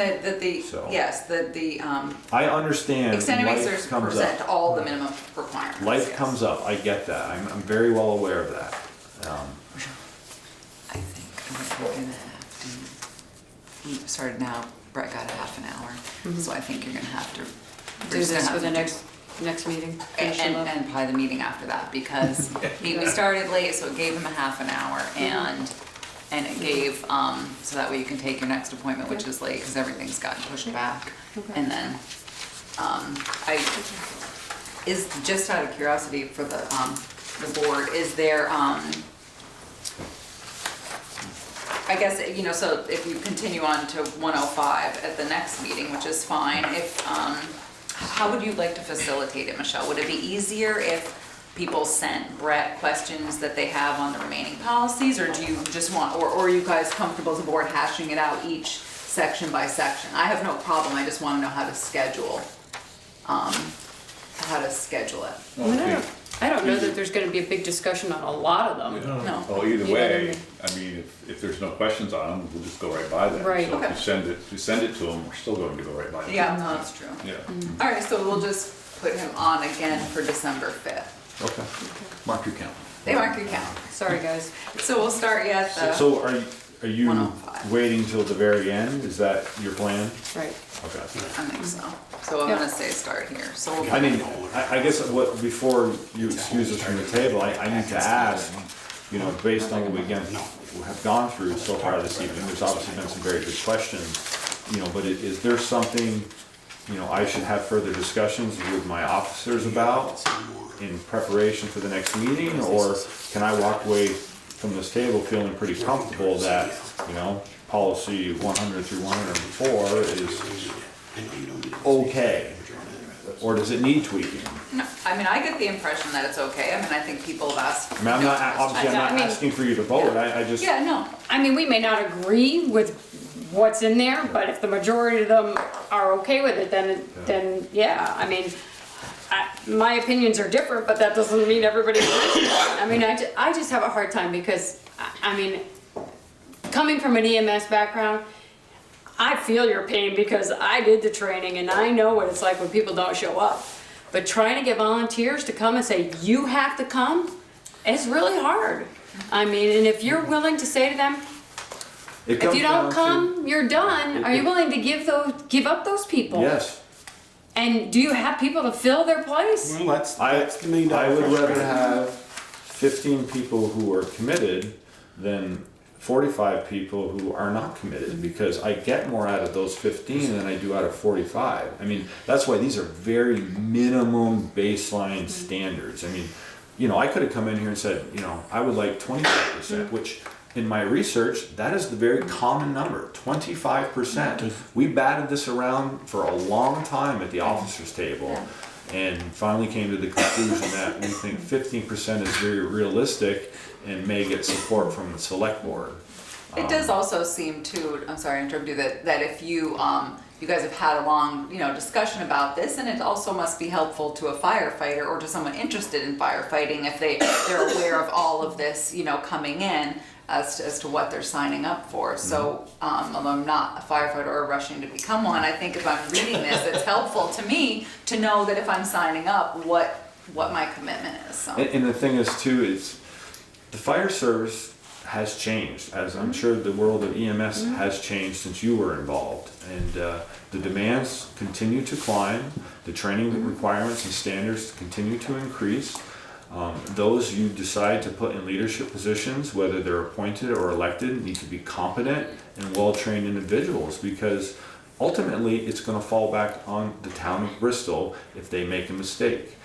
As the first thing they taught us in our fire instructors course, if any one of us ends up in a courtroom on a court stand, the very first thing they're going to ask you, the lawyer, are you NFPA 1001? And I can proudly say yes, and so isn't 90% of the Bristol Fire Department. Bristol Fire Department sets the standard for training in this county, probably in the state. That's great. And before I part this table tonight, I just want to say we have 35 active firefighters right now, 28 of which have their Firefighter 1 certification. 17 are about to have their Firefighter 2 certification. Wow. All 35 have their hazardous materials operations level certification. 31 of those 35 are vehicle extrication technicians at the operations level. I mean, that is just impressive. That is impressive. And that is why it is easy for me to come in here and ask the select board to consider minimum standards, because we're already doing an outstanding job. I just need it in writing. So Well, I think everybody, it's nice for people to have them in writing so they understand. And I think you did a great job. Certainly when I read them the first time through, I think, and you've taken Michelle's idea, which was great, which was to break down the sections. I really like that and the way that you did that, and also to reference, to take out all the procedures and the SOGs or Ps, whatever you guys call them. But I think it makes it a lot more user-friendly, the document. So I was really happy when you had taken her suggestions to do that. I feel these are more Looks true good. policies. Of course, once I saw the draft of the town's personnel policy manual, this is more in line with theirs. We didn't have to duplicate things that were already in the town's personnel policy. So this, it certainly required a lot of work, and I know it looks very different than the previous documents, but I think, following, after we get through all this and whatever you folks decide to approve, we will have a great working document, a living document, of course, as you always state. Any policy can be changed. So, Well, Teresa and Rochelle, that when I first got in at 32 North Street, some 30 plus years ago, there used to be a sign on the boulder board that said, and I think that member is now come and gone and passed to the good Lord, which said, are you a member or do you just belong? Used to be up on there, so there's a lot of truth to that. Oh, I belong, but I don't ever go. I'm not. You all take your commitment very seriously. I think Brett's comment is correct. The standard that you guys set is and I think really it's also important to note, though, above and beyond what's seen in here and what this document certainly doesn't reflect is what 35 members do above and beyond this. The working groups they're parts of, the committees they're parts of, the fundraising efforts they're parts of. Those are all voluntary things, but without those people raising their hand and saying, I want to contribute more than this and give to these additional efforts, we would not be able to do. The taxpayers of Bristol put us in a $3 million firehouse, and thank you again for that. But you have no idea, people can't even appreciate and begin to understand the hundreds and hundreds, thousands of hours in the last several years, and especially in this past year, that people have given voluntarily to make this a success and get us to this point. Those are the things that you can't put in writing. But that is why we ultimately all join, because we want to do this, but there's other things that still need to be done. So I could go on all night, but I know you have someone patiently waiting behind me. So, well, thank you, and I look forward to seeing you at the next I'll meeting. let you know, Go put another hat on, Eric. what time, I'll let you know what time or the next schedule. my excused. Yeah, thank you so much. Thank you, Yeah. Madam Chair. and Select Board member. Okay. So now we have Ian Albertson of Bristol Core here to get permission for Lumen Celebration of Fire and Light event to take place Oh, I on thought we were gonna December do one public 23rd. forum first. No, we had to, No, we added the we addition. made a change. Oh, okay. Yeah. We can't leave yet. So I gave them the letter, Okay, and I so also have thank you those for here. that. Thank you for emailing me.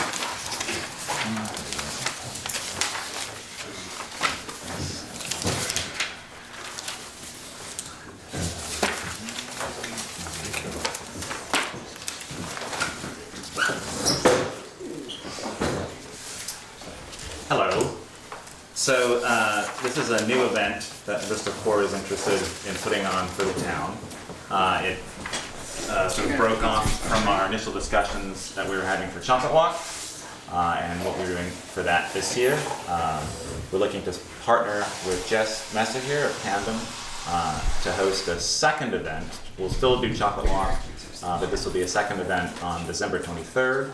And more of, again, similar to Chocolate Walk, as sort of an outside event, getting people downtown and getting them into the Main Street businesses, as well as sort of supporting the town and supporting the community in sort of a new and exciting and interesting way. So this is sort of a detailed document about the event. It sort of be in multiple locations. It would start on the green. We then, with a fire performance group, they would then lead people down Main Street in a candlelit procession. It's a celebration of fire and light, so we thought candles would be nice. We're then looking to put two fire pits in two locations, one next to Art on Main and Vermont Tree Goods in that alleyway, and also sort of mimicking on what Tandem has done with their night markets. Have it in the location between the Tandem building and the National Bank of Millbury. So just to be clear, Joel is recusing himself because he is the facilities manager of National Bank of Middlebury, so. Okay. So that's why, just want you to know, that's why he. What's gonna actually happen on the green?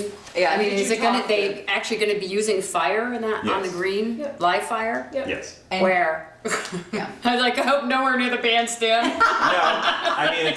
No, we're looking sort of to ask you what's possible with that.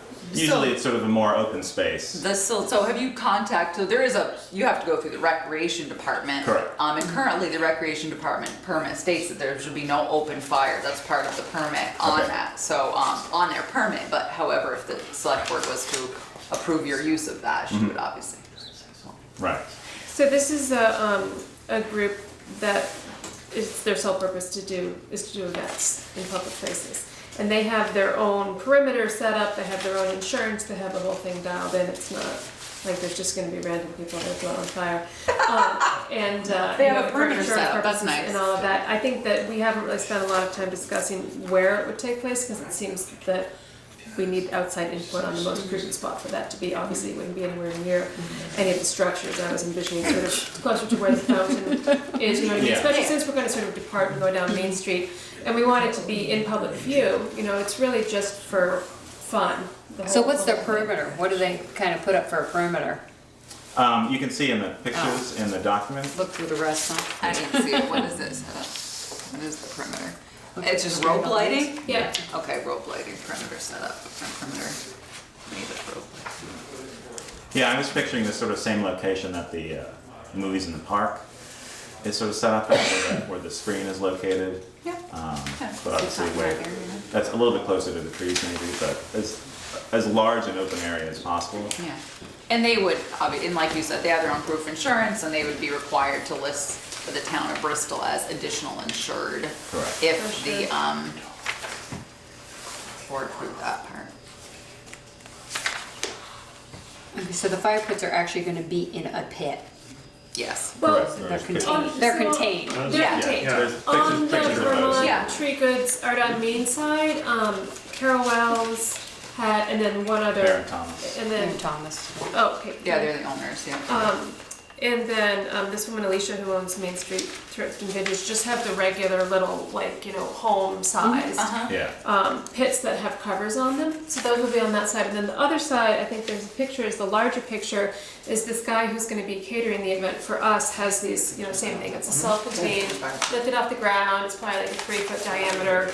And then there's that rim around it that gives it a little bit of extra space. And there'll probably be 2 of them in the alley by the National Bank of America. Alright, so the one that's on Vermont Tree Goods has like the screen over it. Correct, they both do. 2. There'll be 2 that Yeah, are they're small two- that have screens on The them. 2 there that you see, those are the actual ones. Carol owns the bottom one and Alicia owns the top one. Yep. And they're fairly small, like the actual fire area itself is probably like 2 feet or less. And you have permission from Carol Wells and Aaron Thomas as the Yes. owners of that alleyway. Yep. And I assume because they're in a fire pit, they don't need a permit from Ed, a burn permit, or do they? It's interesting. I've also talked to Ed and he's okay with it? tentatively approved it. He said he couldn't approve it until the day before, given weather. He said the only issue would be high winds would be concerning for him. But even at that point, we would just talk to him. And we talked to Brett about it before. Also, we went to the fire department just to sort of, we're really trying to make sure that it works for everybody, because again, it's not for profit, it's just for fun, and really want to make sure it's beneficial to all parties. I've been talking to the National Bank of Middlebury and Palmer Lowe as well. And I think everybody sort of like on the surface thinks it's a fine idea as long as everybody else agrees, kind of thing. And we talked about it with Brett, just making sure there were no red flags, and he said the only issue would be if people are proceeding down the street with lit candles, you wouldn't want them to go in any stores, but that wouldn't be an issue because it's like an event from point A to point B. Part of the event is the walking, you know what I mean? So, and then it's the people are going to be directed. They're going to be directed to place their candles in the spot, either extinguish them or put them in this sand bin, and then they'll be extinguished once the sort of. So how many people are you talking about that are gonna direct that, that are gonna be these volunteers in charge of that? Probably 2 or 3. But we're looking for the performers who do the fire performance. They would lead. Not with any fire though, they're just No. gonna be walking. Yeah, they're not juggling fire. So there will be 2 to 3 people at the green who will be handing out the candles and lighting them. And then those people will, then the group will be led by the fire troop, and the people who are on the green will follow them down. And then in the alley between Vermont Tree Goods and Art on Main, there'll also be 3 volunteers who will be there, 1 each manning the pit, and then somebody else to help direct with the candles. But you'll also have those 3 other people who came down from the green, so there'll be 6 people on site down there who will be supervising. So someone will be managing the pit the entire Yes. Correct. time, Yep. which is not necessarily a trained firefighter because. And we're hoping, Well, we're we just- talking to Bristol Fire Department about that and seeing Right. if we can get volunteers for that Right. particular zone. But if And you we've had can't- friends who are volunteer fire, I've had friends who are volunteer fire department in Lincoln and Starksburg who have offered to come and just stand by the fire the whole night. You know, we were sort of hoping it would be a good opportunity for the Bristol Fire Department to talk about fire safety and their new fire station and stuff like that, but it's a volunteer organization, and as Brett said, you can ask, but you can't compel, you Right. know? So we don't necessarily want to bank on that. We're gonna have people who are volunteers who are gonna be standing around there the whole time. And I would imagine we could guarantee at least 2 volunteer firefighters, 1 at each location.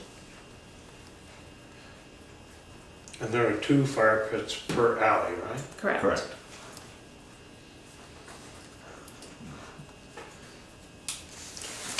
Your plan is to have true candles going down the sidewalk and down. I have a little concern about that. Yeah, I do too. I mean, we have lit candles at the church, and one of my kids almost had their hair burned off because some little kid had a candle and it got a little too close. So I have a little concern I burned my hair about. on a candle. Right, I have a concern about that. You know, I don't know what size group you're going to have, and you probably don't know at No this point idea. either. So I can say that I remember this. My family's from Starksboro and has had our home there for my whole life, but I'm relatively new to the Bristol downtown scene. I've only been here for a couple of years, and before I lived here, I lived in Montreal. And every year they have this candlelight procession from the metro down to this big park where they have a fireworks display. There's probably 20,000 people walking down the street with candles, including, you know, kids who are 18 months old. And the first time we went, my husband was like, This is clearly not America. If any of my sisters were here, they'd be having a nervous breakdown with these babies walking around with little candles. So I totally understand your concern. It's not unprecedented. There is this trend of events across the country that are these luminary walks that are with lit candles. And it's probably a period of 4 minutes that people are going to have a lit candle. You know, it's literally from the green down to the site, and then they're going to be out of their hands. That said, I totally understand any concern about open flames. As you can see, the candles themselves will be fairly short. It's like a 4-inch candles, what they would use in church processions, with the wax sort of catcher as well. Have you addressed the concerns of, or there certainly was concerns expressed by the National Bank of Middlebury, which Joel can address, but as far as being in the alleyway, is Pomerleau is completely on board with this? Just because the proximity between the, you know, and actually between Art on Main only and 25 feet. Yeah, both buildings is a narrow, so fires, it's just scary because it's between the two. So I'm just curious if Pomerleau would address these concerns. The FAQ that's in this sheet is pretty much me addressing the concerns that Joel voiced in the email exchange. Pomerleau is on board 100% only if the National Bank of Middlebury is on board. You know, they're the property owner, but they are completely deferring to the National Bank of Middlebury, as they should, you know, and I think that's really appropriate. I have worked with them because we held this event 3 times over the summer in the alley, so I got, you know, Pomerleau on board and Shaw's, and the National Bank of Middlebury was really supportive. It's a different story with the open fire. It's really up to them, really. Pomerleau has said that they're okay with it from a liability standpoint.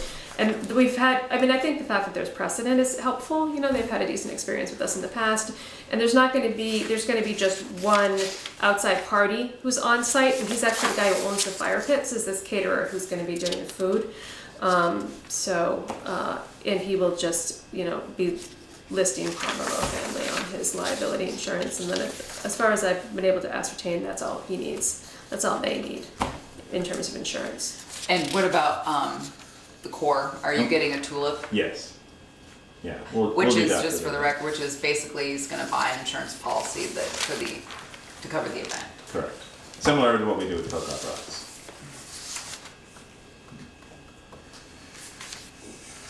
Any thoughts, you guys? Questions? Yeah, I can see the pig roast. That's a contained thing, it's under control. The fire pits are contained and under control. The minute that you hand somebody a candle and let them wander off, it's out of control. I don't feel good about that. Hey, Joseph, somebody? Well, I sent them to Ian, and Jess and I have, you know, talked about him over through emails. The 6 questions I had, I felt she answered them fairly well, to the best of she could. I mean, we're open till 5:30 that night. It's one of our concerns. It doesn't start till 5 on the park. I don't believe they probably will get down to our area till after 5:30. We did have some issues back in September and October's events when they thought we closed at 4, the lobby, but we opened the drive-in until 4:30 and they blocked some lines. We dealt with that. The fire pits, they're 25 feet between our 2 buildings.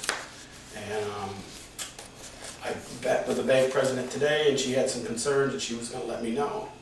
Well, she was gonna call our board of directors and see. A couple other concerns I have, more is the board approving something on private property.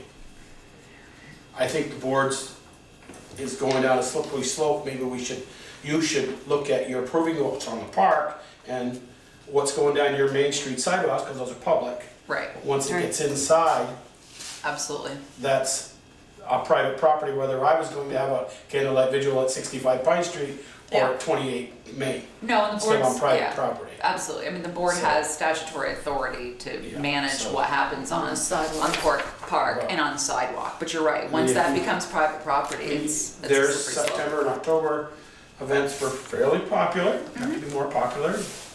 And parking got to be sometimes an issue, and that's more of a Shaw issue than a bank, because we'll be closed.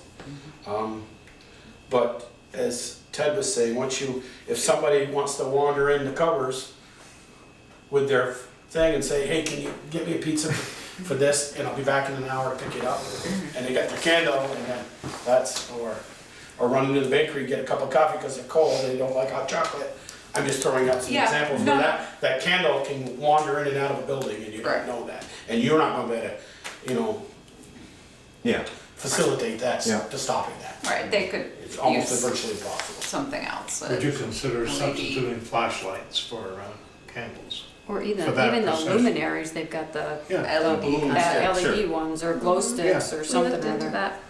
Yeah. There's a big cost difference. It's a cost thing. Yeah. Oh, I'm sure. but- So. Yeah. Yeah, you'd have to try to. But yeah. Nothing compared You'd have to try to Yeah, of collect course. them again to reuse, right? Right. Yeah. Yeah, and we can definitely look into that. There's a bunch of groups that do them, you know, they have these really pretty little LED things that go into those big paper stars and they're beautiful, but in my research and my experience, they're in communities that are typically of larger, more significant means, you know, and I don't want it to tax, the goal is not to tax anybody in any way, which is why we've been trying so hard to communicate with everybody. Yeah. And I was under the impression as well that it was really private property, but we obviously want to make sure that the select board and everybody is Right. in support, Well, you say know. the Yeah, alley's Right, property. the alley Right, property. alley's Alley private property, The yeah. park isn't, and the Yeah. sidewalks aren't. Yeah. Right, exactly, that's where they're reaching. So I think that the non-candle thing is probably cost prohibitive for us, but We used to buy glow sticks and sell them over at the rec field on the 3rd of July, and they were really reasonable. The Sure. hub does it now, Yeah. yeah, they buy 'em. Okay. yeah. Oriental Yeah, you can Trading or buy something them like that. from the Oriental Trading Company for cheap. Yeah. Jess, I do have a question for you. Yes. You stated that Pommel was on board. Pommel was on board in the August, September, October things. Is that what you're saying, that he's on Nope. board? Or now he's on board with the open flame? No, so I went back and reread through the emails and I've been in contact with Brian Brian Waxler is Waxler. the main guy, and then Carrie Cobb is the sort of one who's logisticizing the whole thing. And I think it was, I just checked my email today, I think it was 11 days ago. I emailed them and gave them the overview of the event, and I said, you know, obviously all this pending approval, we'll talk to Shaw's, we'll talk to the bank like we did last time, but in theory, would you be supportive? And Brian was out of town, but Carrie said, you know, let me run it by him and we'll let you know. And then she wrote back right away and she said that he doesn't on the surface see any problem with that, pending your approval.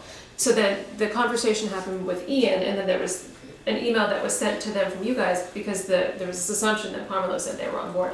They wanted to clarify, which I said in my email to you when I responded, that they're only on board if you guys are on board. Right. So they're fully aware of the event and the context of it, and I actually forwarded Carrie the email that I sent to you that went through sort of point by point the issues and the concerns. So they're definitely up to speed for this particular event. It wasn't at all a sort of blanket coverage of Okay. approval. It was specifically for this event, just like the night markets was specifically for those 3 dates that I talked to them about. Yeah. Anybody else have any comments or concerns? Do we need any kind of motion? to Yeah, approve it? you'd have to motion to approve the, and on the park and or And the whatever your sidewalks. decision is on the sidewalk. Sidewalks. And at the same time, I would suggest in that same motion that you have Cirque de Fuego, is that who we're Yeah. thinking of? And, Bristol Core list the town of Bristol as additional insured. Okay, when you two got that? And I can do that through the tulip, right? Right, If exactly. that's- It's automatic, right? Isn't it already in? I No, don't- you I have don't to, I know. think you have to ask for Well, I'm additional. not sure quotes. about, they would, but I'm not sure if the additional, I'm not sure if they would, but however, but it seems like you have to clarify your point on the candles. I'm okay with it as long as they're not using live candles. If they use glow sticks or something else, I just don't want them taking You're that okay chance. with the Cirque, with the Right. flame people on the park? Yeah, I mean, given they've got a perimeter, they do it all the time, I think I think and so, they're there's a not like perimeter. near any of the wooden structures. Right. Or the pine trees. Yeah. And we can talk to them and we can send them pictures of the location Right. and get their feedback as well and give them dimensions and things like They that. might so want to do a know. site visit. Yeah, before, just to exactly. come down and see what's Yeah. gonna work for them. Yeah. Do you want to read that back, Jen, please? Let's see. This is a little scary. Rolling The breathing fire out, flame. yeah. Right. God bless them. So, let's see, I said Peter Coffey moved to authorize, you said Cirque de Fuego, Yeah, correct? and I'll give you the thing. A park permit with the use of fire. And Yeah. then the use of Main Street sidewalks without Any flame. open flame. Any open flame, okay. Mhm.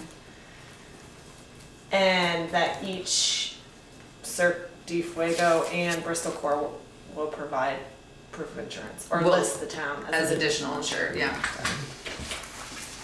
I'm not sure I made the motion, but I will now. Now that you heard it. That we- Second? Well, It's gotta be you, Ted. Any more discussion? Just a question to Jess. Or Ian, I guess, you're okay with putting Bristol, town of Bristol on as an insurance policy? Yeah. But when I asked that question to name the National Bank as a writer and Pomeroy, Jess had told me in the email that Pomeroy was on as a writer, but we were not on. So, in the past, whenever we've had vendors on site, and this guy will essentially be the same thing, because they're his fire pits and he's the caterer, we've just had them get a certificate of insurance with Pomelo Family LLC listed for the date of the event. And I said I didn't know I didn't know the answer for National Bank of Middlebury or Bristol Core, and what the relevance would be for that particular space. And what my insurance person told me is that Tandem is not actually even a business in and of itself. The renters of the Rockwood Bluff building don't need additional insurance for that. But we would definitely, I just made a note of for myself to talk to Pomelo about what the insurance needs would be, if they would require anything above and beyond, and how it would work with the bank. And you mentioned is the Rockwood block on board with fire pits and everything? Have they been corresponding with like we have been? Yeah, Sherry's or her sons are on that, but we talked to Sherry about that. Okay. Yeah. All those in favor? Aye. Any opposed? Okay, motion carried. Thank you very much. I want to thank you all for your time. Thank I know it was a super long Oh, night. sorry, I really well, thank appreciate you it. for coming in late, I apologize for that. Okay. Public forum, opportunity for citizens who are not on the agenda to briefly share comments and concerns with the board. Anybody?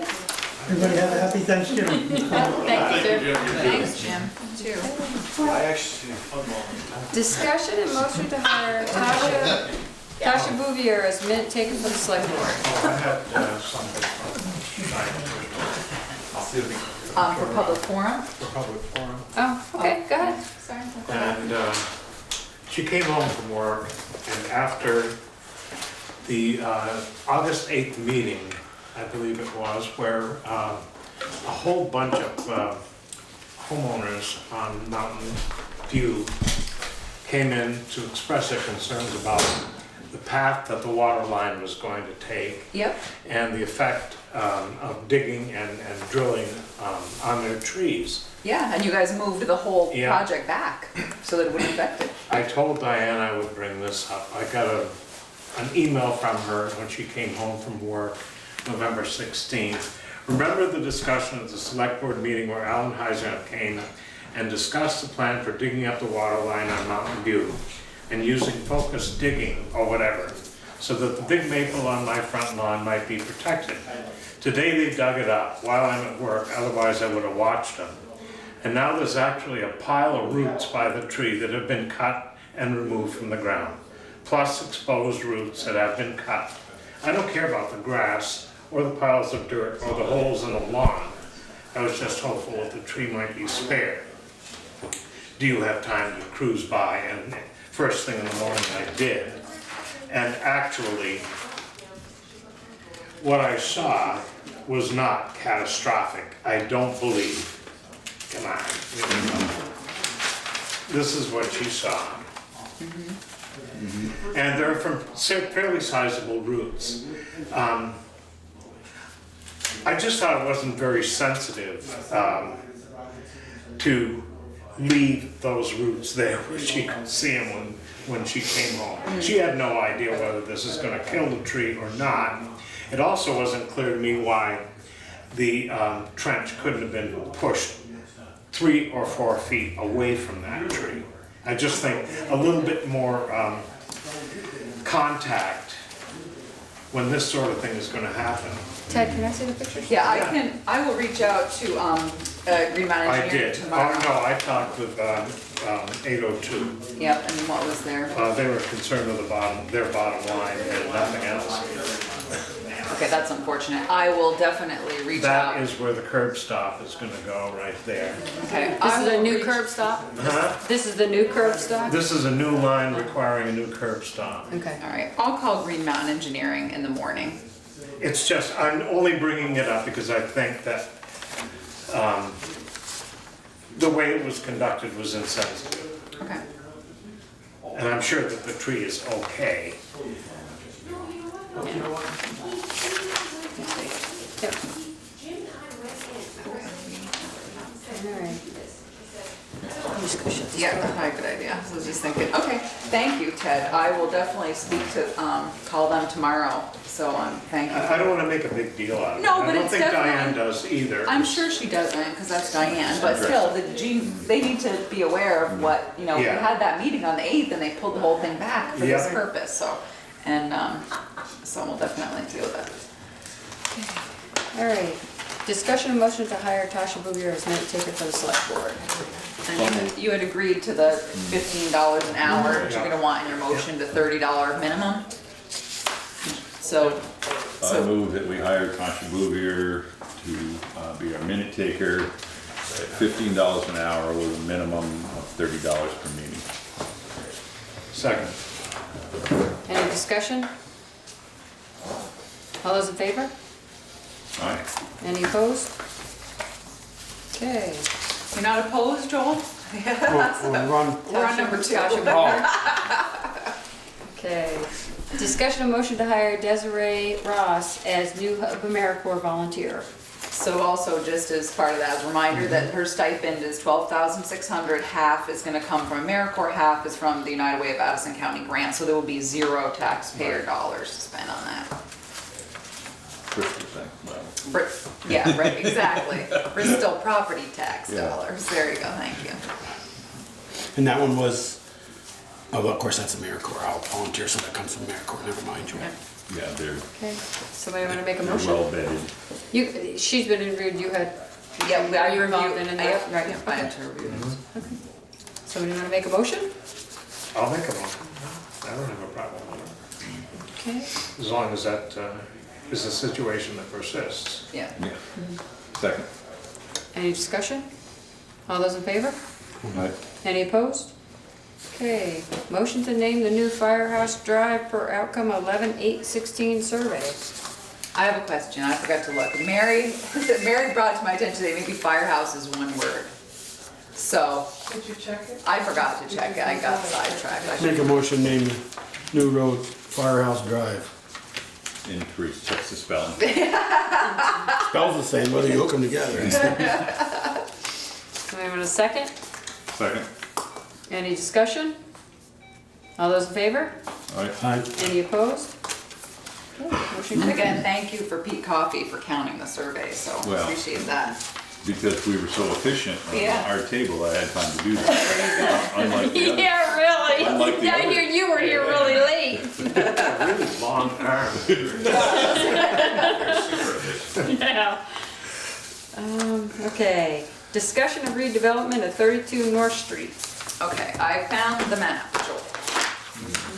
Because at the last select board meeting, when we talked about this, Joel wanted to, he was concerned about if the Police police department. department goes in where it was proposed to go, that it would affect parking at the existing fire station. So here's the drawing, here's the map. And this is a 60 by 40. This was the proposed possible future location of the police station. Where the pavement, yeah, the gravel was, yeah. Right.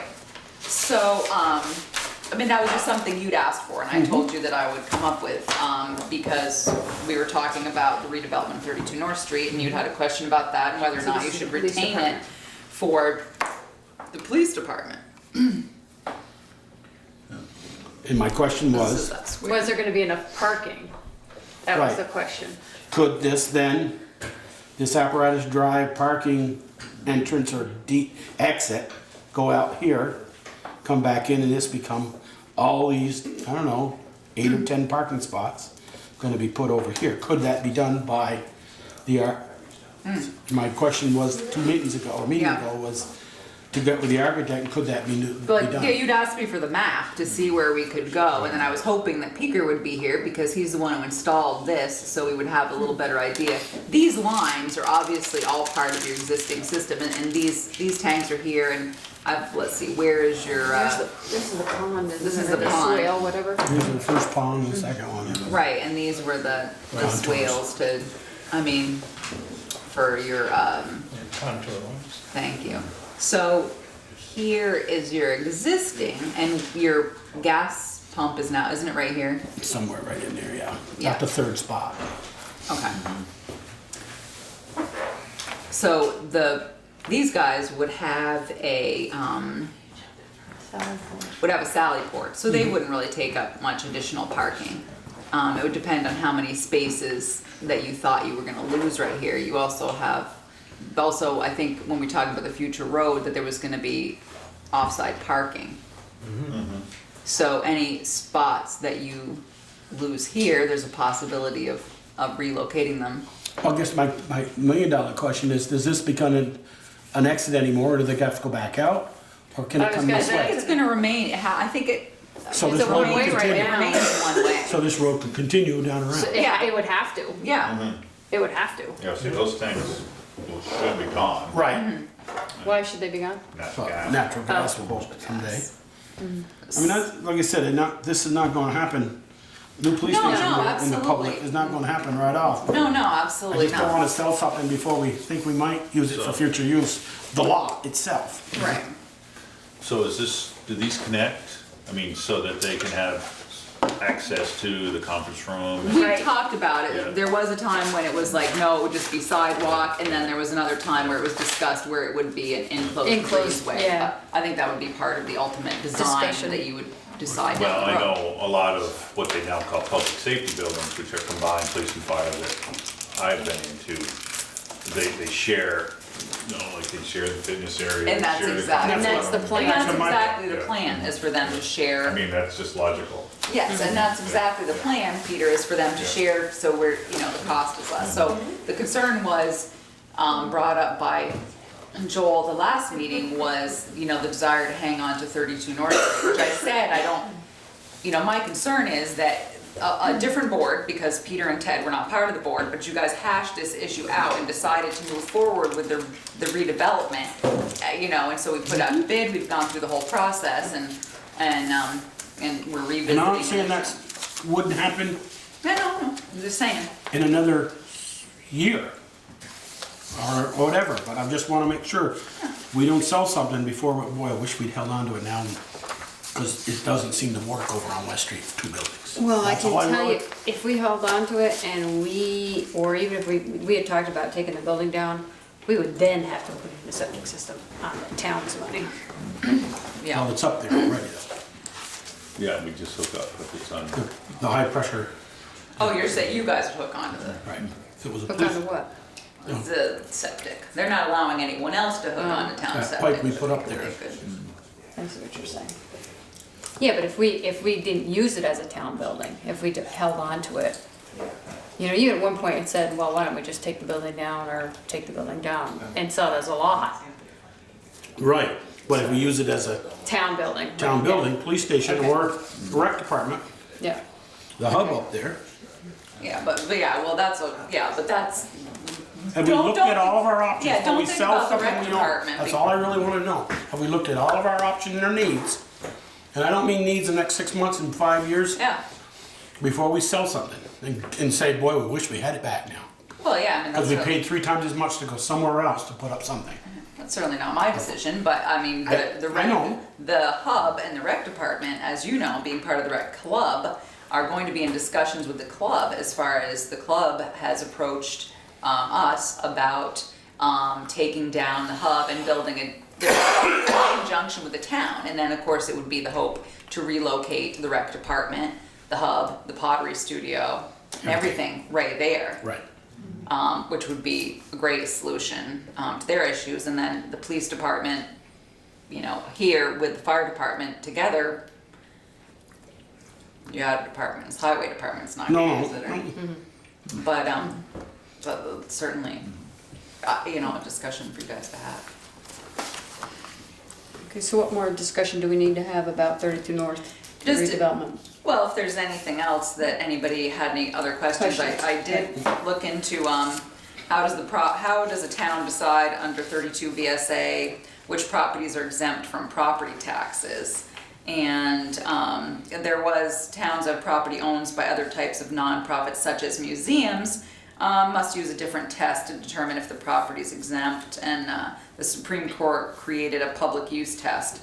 So a piece of the property is tax exempt as public use if it's dedicated unconditionally to public use. The primary use must benefit an indefinite class of persons who are part of the public and therefore confers a benefit upon society as a result of the benefit received by this class of persons, and the property is owned and operated on a not-for-profit basis. That's one of those things you have to read about 10 times. Yeah. Yeah, it's Get true. it. So just I just basically is, yes, at some point Bob was right. He did say, and he openly admitted in the beginning he'd pay property tax, but at some point he may come to you to make the museum tax exempt, and it would be something that you know, if it passes the test, you have to do. So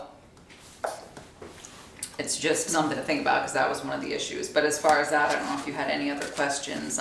Well, I guess I wanted to see a little more business plan, not just say I'm gonna open up a museum, or I'm putting all my woodworking, antique woodworking equipment in there, and if the door's open, you wanna pay me $5, come see it, come on in. I asked him, you know, I was point blank with him, is this just gonna be a storage building? And to me, I didn't see any business plan that what we're planning on doing to the building. You know, he even said, I'd just like to leave the front door just the way they are. Well, for now, he said that he would agree that any copy on the deed that you change it. That he So, changed you it, know, excuse I me. guess, I mean, without revealing the price, I mean, it was, you know, is it just cheaper to have him buy that than it is for him to buy it than to pay his rent around where he's paying? And is it just a glorified storage building and really not going to get restored and fall into more disrepair? And that was my concern. It's always been my concern. All right, and once Well, you, that's a discussion we have about what the contract will be if we're gonna go that route. I mean, once you know, sell it, I mean, you have certain rights in which you could put caveats on the deed. Covenants. Covenants, thank you, wrong word. So should we really, are we putting the cart before the horse? We agree to sell it and then we'll come up with some caveats.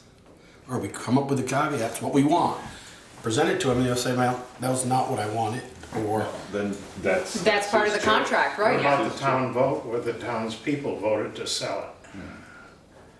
They did. They did. I know they did. They did. They Yeah. voted to sell it, and it was almost a 50-50 split on who cared if they tore it down or kept it. And the select board felt that they wanted to keep the building, but you're correct. So, yeah, my feeling is that, you know, we put the covenants in there. I would like to see it, the front, gone back to its original look, which he said he'd be willing to do. And as long as he meets the covenants and, I mean, he also said he wasn't gonna put a sewer in until the water stopped going down the toilet, which is pretty scary, but that's not our problem once he owns it. And you make sure the covenants, if they're in the deed, you can make sure they run with the land. So if he Right. sells it to somebody else, the next person has to Right. abide by those covenants. Mhm. And those covenants can't be changed without the town. So if the building becomes a storage, then he's met the covenants, Right, it's going to look better than it does right now. right. And don't forget, he has to meet zoning regulations, so whether or not, I mean, if that can become his private storage shed, I'm not sure, I mean, what the zoning says, but he, you know, he has to meet zoning regulations as far as that. And he did say, I mean, I think you point blank asked him, if you go with your permit to be a museum, are you just gonna use it to store your stuff? And I think he said he might for a while, but then he'd probably try to sell it. My problem with it is they're not making any more land on North Street, particularly land that has a historic building on it. Unfortunately, we are obligated to sell it because the public has decided that we should. But there was no timeline. And we're not obligated to sell it right now. And I have this feeling that we're just moving too fast on this thing. That we should sit on it for a while. What's gonna happen? The utilities are turned off. You know, the roof isn't leaking, it isn't falling down. And take more time. Maybe there's someone else out there who's willing to buy it for more money. I have a different use for it that is more appealing than the possibility of a storage shed.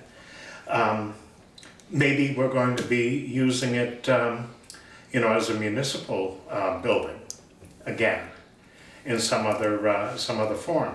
I get the feeling that we're moving too fast on this thing. You know, my only one concern is about holding on to it and it being empty is what our insurance company is gonna say about that. I know that sometimes when you have an empty building, your insurance rates actually go up. So that would be something I would look into if the board considered hanging on to that. I could contact the VLCT. Then maybe the police could go by there regularly and check up. Yeah, no, I just don't know about, but I'll contact, maybe about that. I just don't feel right about dumping it so quickly.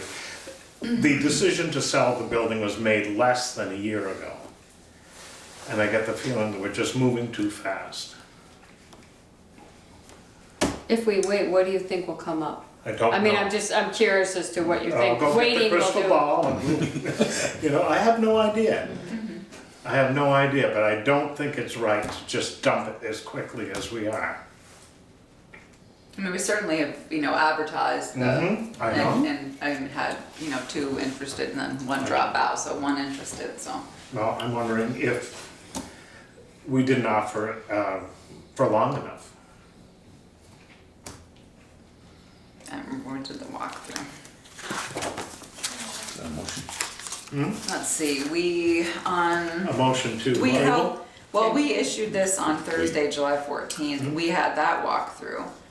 So, yeah, we offered it from July 1st, 2016 to October 2nd, 2016.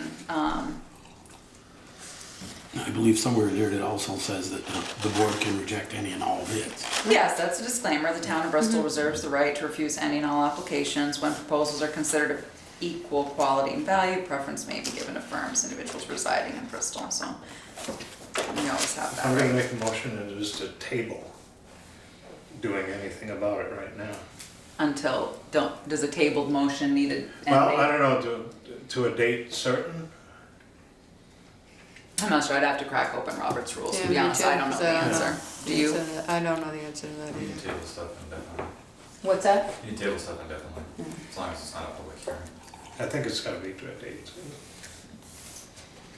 It's better that way, things don't get lost. Right. Yeah. Mm-hmm.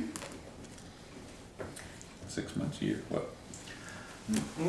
March spring? 1st, and then we can do it again. Yeah, good. I'll After schedule the it next again. town meeting? Until the meeting after town meeting? Right, Sure. that's what I would That say. makes sense. So does this mean you are Are you in the rejecting? same offer, in the same motion, are you rejecting Bob Bernstein's offer? We're just postponing the decision. Well, that really Well, gives that, no. yeah, no, I think you gotta reject or accept his offer because say we that puts, reject. that gives him, puts him in limbo. Because if when we pull it off He the can table, always pull back. if we pull it off the table in March and want to, you know, the construction season is booming here in Bristol, and we want to put it back out, I'm just speculating here, we could put it back out, hoping to get bigger, more, because we still have not More revealed the or money. different or. Different, right. Correct. Okay, so your motion is that you're tabling this until the meeting after town meeting and rejecting Bob Bernstein's offer. At this time, Doesn't mean he can't reapply. right.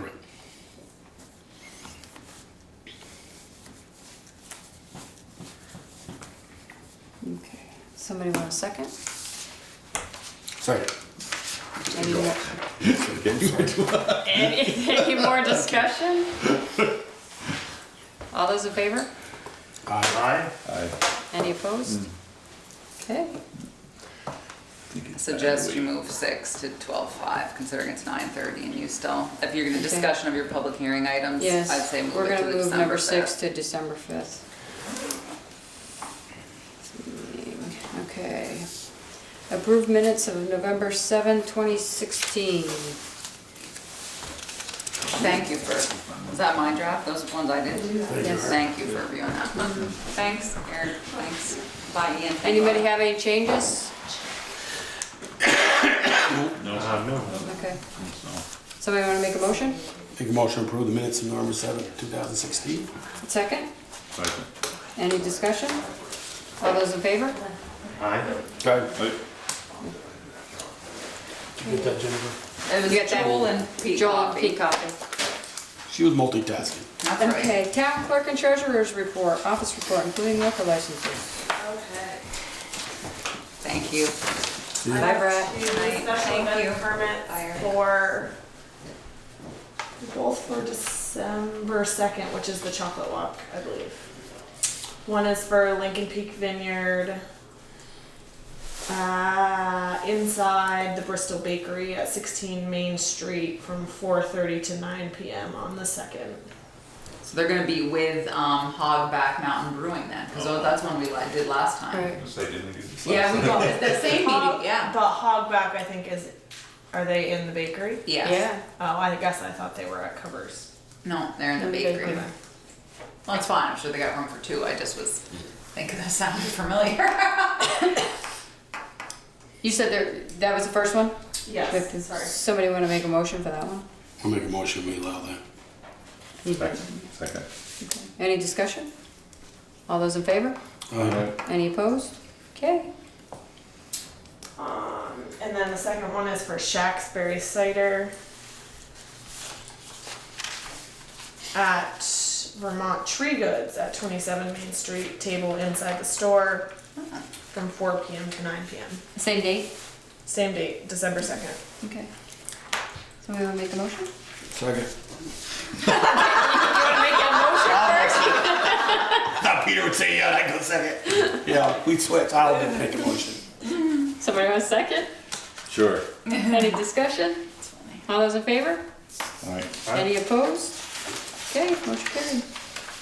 Everybody's done the accounts payable warrant? Now, this one, you guys signed, it was, Yeah, Joel God, caught it. Catch. this one was, it should be total of $1342.50, because the 2 bills is total of $13, Oh, good, thank you. not $2102. All right, perfect. Sorry So about I'll that. make that Jen's- correction. Tomorrow, when I print it. Okay, that's So nice, there's yeah. the 2 bills, Yeah, right. $760 and $532, which is 13, and she had 13, Plus the 765. 760 Yeah. up there. Nice. Okay. So it's really Nice just catch, Joel. $500 savings, or $700 savings. Select board concerns. Ted, we'll start with you. I'm all set. Pete? Joel? Well, I just wanted to make a kind of a public statement. I won't get on a sandbox or anything, but Really? So box. I'd like to It's see. late, huh? It's late. I'd like to see the town of Bristol and the citizens of Bristol just say a statement through their board of the police shootings in this country have just got to stop. The rioting to the police. I mean, we all have our opinions, and that's what all those gentlemen in World War II fought for our Bill of Rights and our things to free speech. But, there's been 120 odd, 160 odd, 120 odd cops 24. injured this year, and almost 60 of them died. This weekend, just 3 of them. One officer was writing out a ticket, a detective serving a notice. Somebody walked right up and shot him in the head. And it's just, I just like to say the board, it's just, we all know it. We live in a country we can have free speech, but we can agree to disagree. And the shootings have just, police have a tough enough job, and I realize they're not all perfect. And I've had my run-ins with them before and deal with it in a civil manner, not shooting them. That's all I have to say. Okay. And I don't have anything. Town administrator's report. Tomorrow morning at 10 a.m., Steve Guyette, Patty Coburn, both of the state of Vermont, Peter Bouvier and myself are gonna meet at the traffic light And Steve Guyette, they actually have agreed not to charge us for this visit. Steve Guyette is going to install the new button that we received from the company out of Maine. And I had a great conversation with Patty Coburn, and what she said was, because I was concerned about, what's the warranty on this? And what she said to me was, I wrote it down, she said, federal highway limits the state's ability to put a warranty on the signal because the feds are afraid they're gonna have to pay for maintenance. So their hands are a little bit tied when it comes from this. So Peter and I had previously met with Michael Stewart of Highway Tech, and he's the one who'd given us this replacement button. And so when Steve Guyette comes tomorrow, he is going to install this new button. We are going to send these other parts back to Michael Stewart of Highway Tech, who's a salesperson, who's going to forward them to the manufacturer to see if there's actually a problem with that button.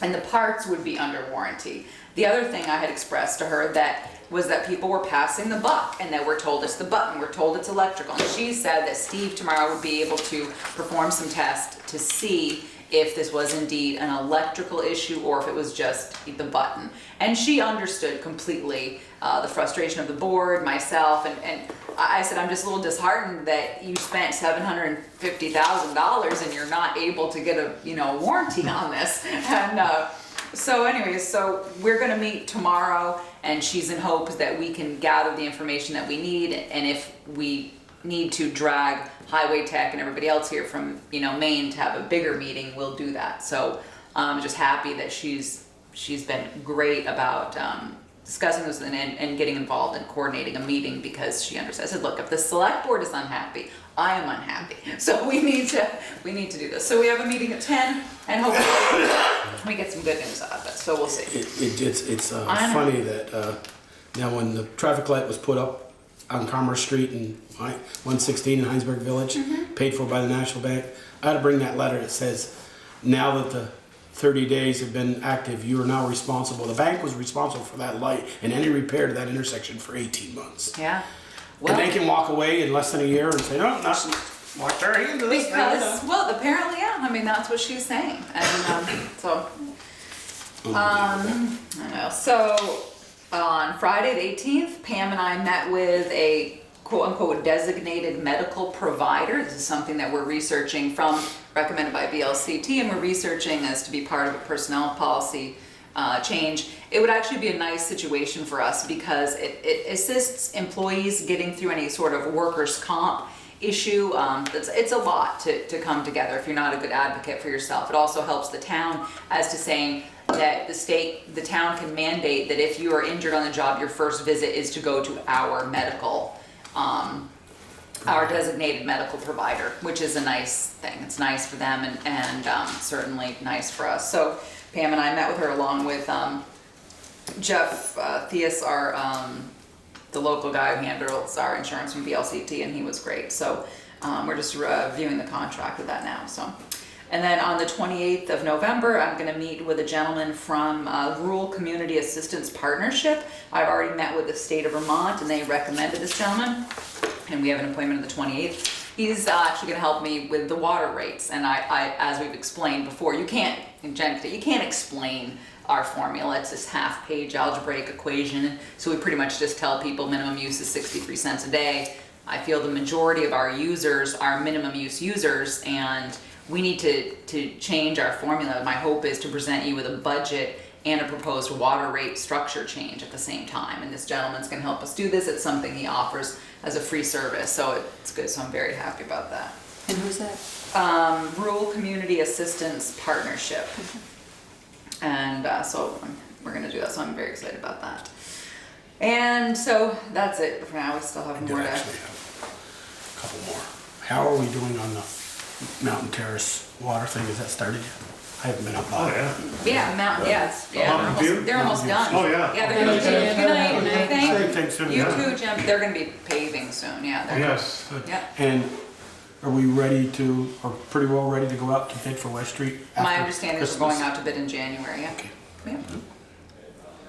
And the Pine Street, we did talk about that. Yeah. That leak is taken Yep. care of. It's been Yep. done, right? Yep. Yep. No, so that's Was that a catastrophe?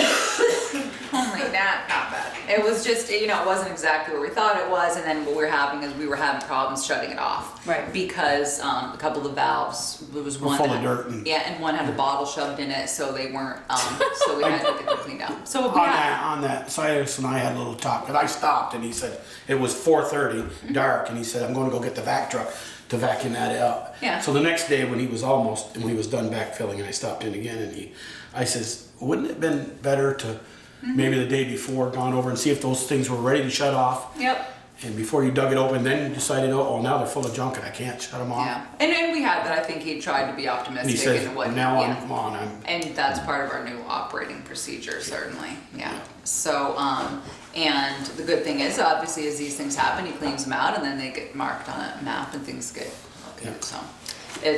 So yeah, in the end, it was being fine. So, that's it. That's it for you? That's it for me, yeah, it's getting late. So you still have We need 13, which we need to to adjust. go into executive session. Yep, and at this point, I think that because you can skip 13 and go to 14, because the reason that you have to find premature general knowledge is when you're talking about Contracts. negotiating strategy and contracts, exactly. So, Make a you motion could- to enter an executive session to discuss the town Nope, negotiating. to discuss. No, he is. He's in the right one. We're not going to, you already talked about that. So now you're just gonna The discuss town the evaluation regarding of one employee and a The discipline. discussion of the evaluation of one employee and a disciplinary action against one employee per 1 VSA 313-1-A 2 and 3. Perfect. Someone want a second? Any discussion? All those in favor? Aye. We are in executive session.